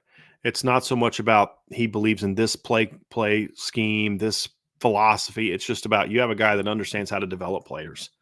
And Ryan has, how often have you and I used that word? Development. I mean, that's the key. You know, the talent excuses has been there for a long time. Yeah. Oh, they don't have talent there. They don't have talent there. Forget all that. Notre Dame had one of the best rosters in college football in 2015. They had one of the best rosters in college football in 2017. They just haven't used them, haven't built around them the way that they needed to. Right. And that's what it comes down to for me. 2018 had one of the best. Notre Dame 2018 had one of the best receiving corps in college football, had one of the best, best running backs in college football. They had one of the best offensive lines in college football, one of the best defensive lines in college football, but one of the best inside linebacker tandems in college football, one of the best secondaries in college football. And they still couldn't win the big game because they weren't good enough at quarterback, and they weren't good enough when it came to who was running the program and the emphasis on development. I mean, those are things that were there. Does this answer all those problems? No. Mike Denbrock's just the offensive coach. I mean, there's still a lot of things Marcus Freeman's got to do, and Al Golden's got to do, and Joe Rudolph's got to do, and all the coaches got to do to take that next step. But this, to me, gets you there. You know what I mean? Rob Tidoff with the question: Loved in Mike Denbrock hire, but if Andy Ludwig gets hired in last year, are we much better than 9-3 this year? I think you're better. Yeah, I would think you're better. Yeah. I think you're better. Yes. Yeah. Yes. I mean, look, you look at the job he did at Utah this year with like nothing, with scraps. I mean, Andy Ludwig's a good football coach, guys. He is a good football coach. And I don't want to turn this into like a, man, I'm glad you didn't get Andy Ludwig because then you wouldn't have Mike. I mean, I would say that only because I know Mike Denbrock and I don't know Andy Ludwig. And I think Mike Denbrock's a better recruiter. But, guys, I would be very happy with Andy Ludwig being the offensive coordinator right now. Very happy. If it would have gone down last year. And to me, I think you beat Ohio State if Andy Ludwig's your offensive coordinator. And I think you beat Clemson if he's your offensive coordinator. Louisville is a different animal because that was more of the whole team just wasn't ready for that game. They just weren't emotionally in it in that game, Ryan, in my opinion. So would have beat Ohio State. I think you'd beat Clemson, but that would have been tougher. I still think they lose to Louisville because that was an emotional thing based on who the team was. Now, for all we know, the job they did beating Ohio State may have gotten them, better. Who knows? Sure. But yeah, I mean, Andy Ludwig has proven that he can get a lot out of not a lot. You know what I mean? That's just the reality. Yep. Guy won 10 games back-to-back years with Cameron Rising, a quarterback. What does that mean? Is that an insult? No, but he's just a gamer, and he can take a kid like that and say, "I'm gonna build this offense in a way that I'm gonna utilize what this kid does well, and coach. We're gonna be physical and tough, and but very much scheme driven. Like to me, I'll say this: if it comes down to it, and I don't have a great roster, who would I rather have, Mike Denbrock or Andy Ludwig? I'd rather Andy Ludwig. But if it comes down to a guy that I know is going to have a talented roster, who would I rather have, Andy Ludwig or Mike Denbrock? Make a case for Mike Denbrock because he's going to get you the talented roster. The question is, will Andy Ludwig do what you need to do to get the elite talented roster? That was the only knock I had on Andy Ludwig. Denbrock, that's not a question. It's about development, building around the players. There's no doubt about it. We had Jesse Ferguson. You've talked before about Coach Freeman's preference towards ball control offense. Do you think bringing in an improving offense coordinator might make him more willing to take risks on offense? I would hope so. We've rehashed it, but I think that it's more likely. Talent. Go ahead, Rice. Yeah. Sorry. No, we've talked about it. I think that it's more likely, but I have to see it first, right, Jesse? So I think that it's more likely with a proven offensive coordinator that you give him a little bit more leeway to let it be his, but I do need to see it though first just to make sure about that. So for me, also it comes down to talent. You've got let me just say something to you. I have my issues with Marcus Freeman's offensive philosophy.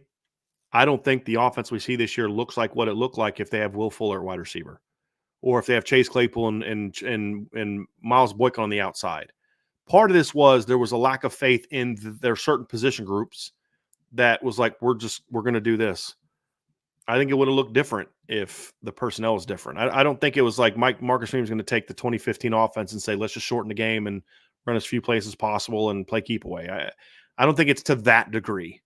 You know what I mean? I don't. Because otherwise, I'll say it again, if that's what he wants to be the rest of his life, why are you recruiting the receivers and the quarterbacks you're recruiting? It just doesn't make any sense. It doesn't make any sense to me. So I have to either think he's an idiot and has no real plan, or that part of what we saw the first couple of years was a lack of faith in what they were putting out there across the board. And I don't think that's going to be the case moving forward, just because of how much talent is there. And some of these guys are their guys, you know? And the other thing too, is like Chad Bowden has experience with Mike Denbrock as well.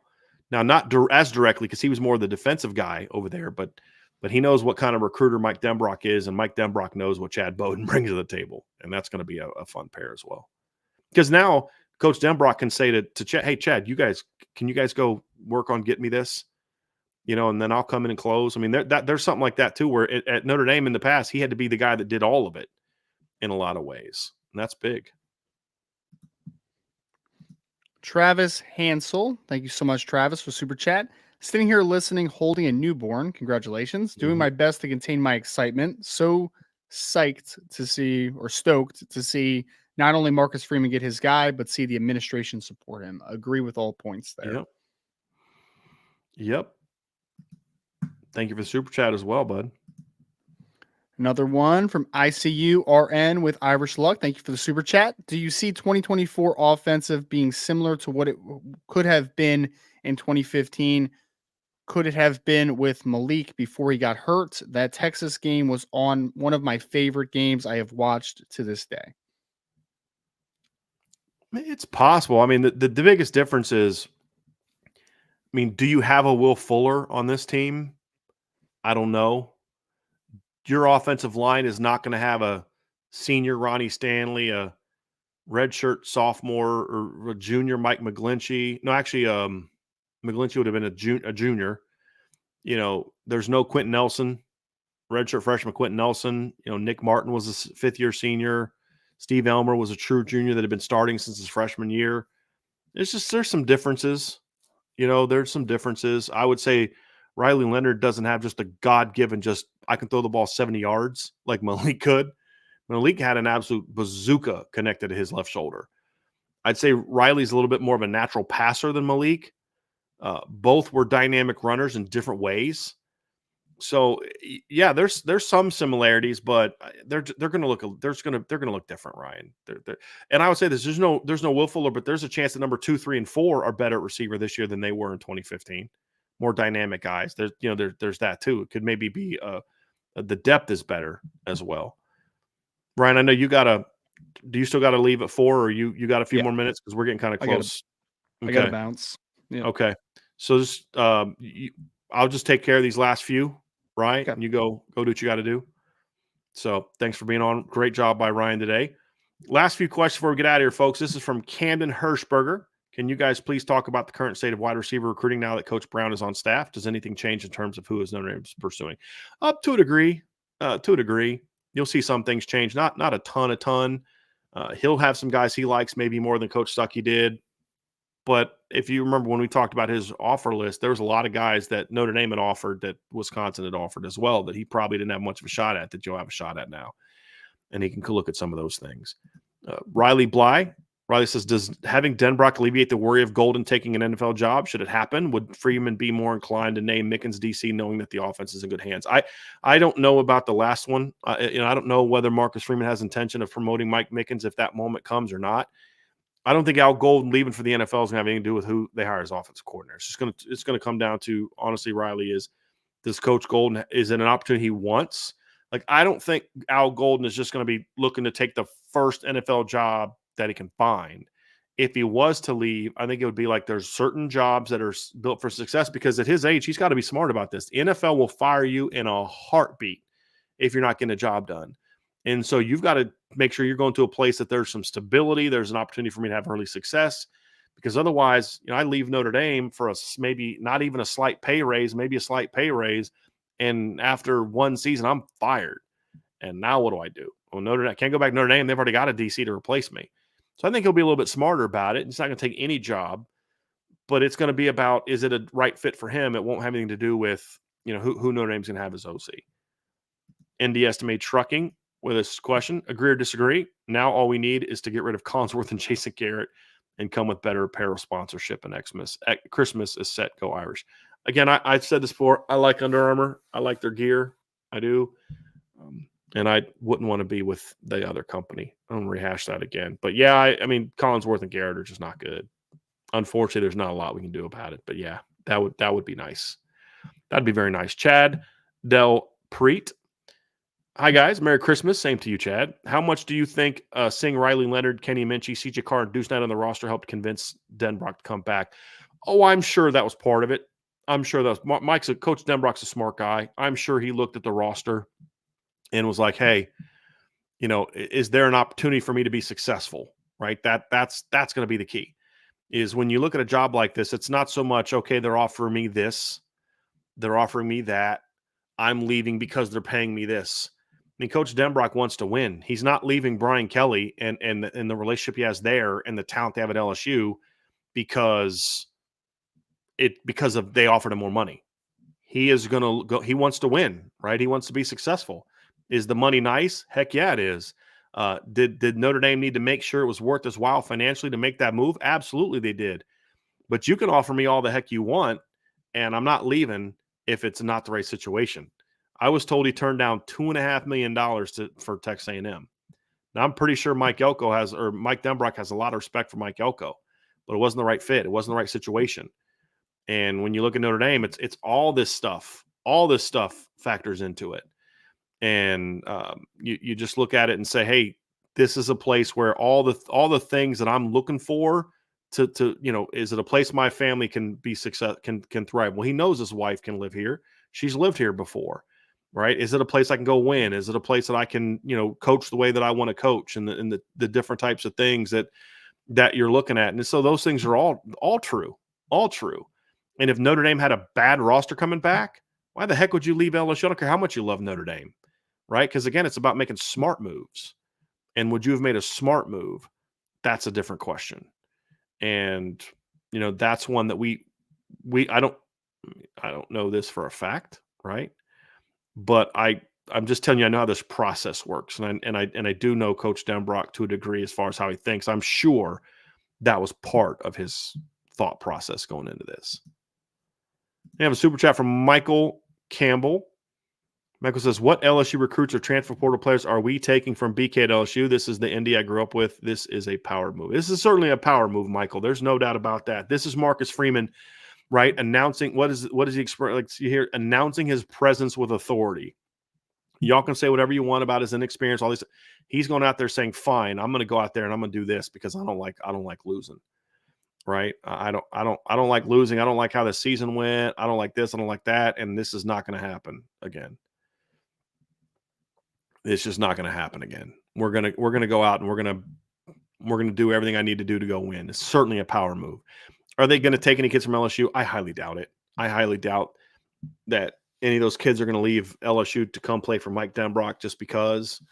I don't know that Notre Dame is necessarily going to be looking at the guys that they have. It doesn't mean that they aren't good football. I mean, Will Campbell jumped in the portal when it come to Notre Dame. You take Will Campbell. There's good football players there. It's just more about, I don't know that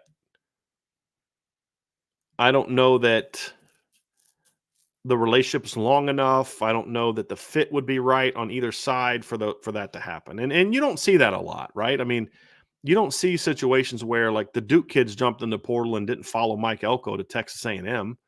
You'll see that from time to time, but you don't see it a ton where you see those kind of moves being made. You really don't. Guys are going to make what's best for them. And that's basically what it's going to come down to. But yeah, that's a good day, y'all. So we may do another show tonight. Probably not. I think we're going to do we'll probably be back tomorrow. No IB Nation Sports Talk tonight, but we'll have something going on tomorrow, specifically what we'll talk about. And then, just Christmas is right around the corner. So just in case we don't see you before Christmas, I want to wish everybody a very, very Merry Christmas to all of those that celebrate, and just enjoy your time with family and friends and and what the season truly means. And it's going to be a lot of fun. But hey, folks, hit that like button, hit the like button, hit the share this podcast, subscribe to the podcast, hit the notification bell, as Matt D says, so you never miss shows like this. Sign up for the message board, which for the best intel in Notre Dame football. That's Matt D saying that, not me. I do agree with him. However, great price, $4.99 a month, $49.99 annually. If you're someone who wants to support us beyond just the membership fee, we also have the Gold Club, the Shamrock Club, and the Blue Club. And there's free merch, free IB merch. So if you want to be part of the message board and you want to get some cool merch that only club members have, because the mug that you get if you join Gold or Shamrock or Blue or Gold is only for members only. And the IB Gold Club shirt that we have is not in the store. It goes only to Gold Club members. So if you want to give us a little extra Christmas present of doing that, we also have a new thing that's on the board on the IB store for people have asked. They say, hey, we just want to give money to support. We do have a way that you can donate to Irish Breakdown. It's not like a tax write-off type of thing, but it's just, hey, you go to the store. There's a thing at the bottom of the options where you can just kind of go help. We've had a couple people do that, and it's greatly appreciated. It helps us continue to grow, continue to build. And I've got some big things I'm hoping we can pull off in 2024. We'll see. Like, look, Marcus Freeman swinging for the fences. I'm going to do the same thing, and it's going to be a lot of fun. And it's all about putting the best product we can out there. So have a wonderful rest of your day, everybody, and we'll talk to you again very soon on the Irish Breakdown podcast.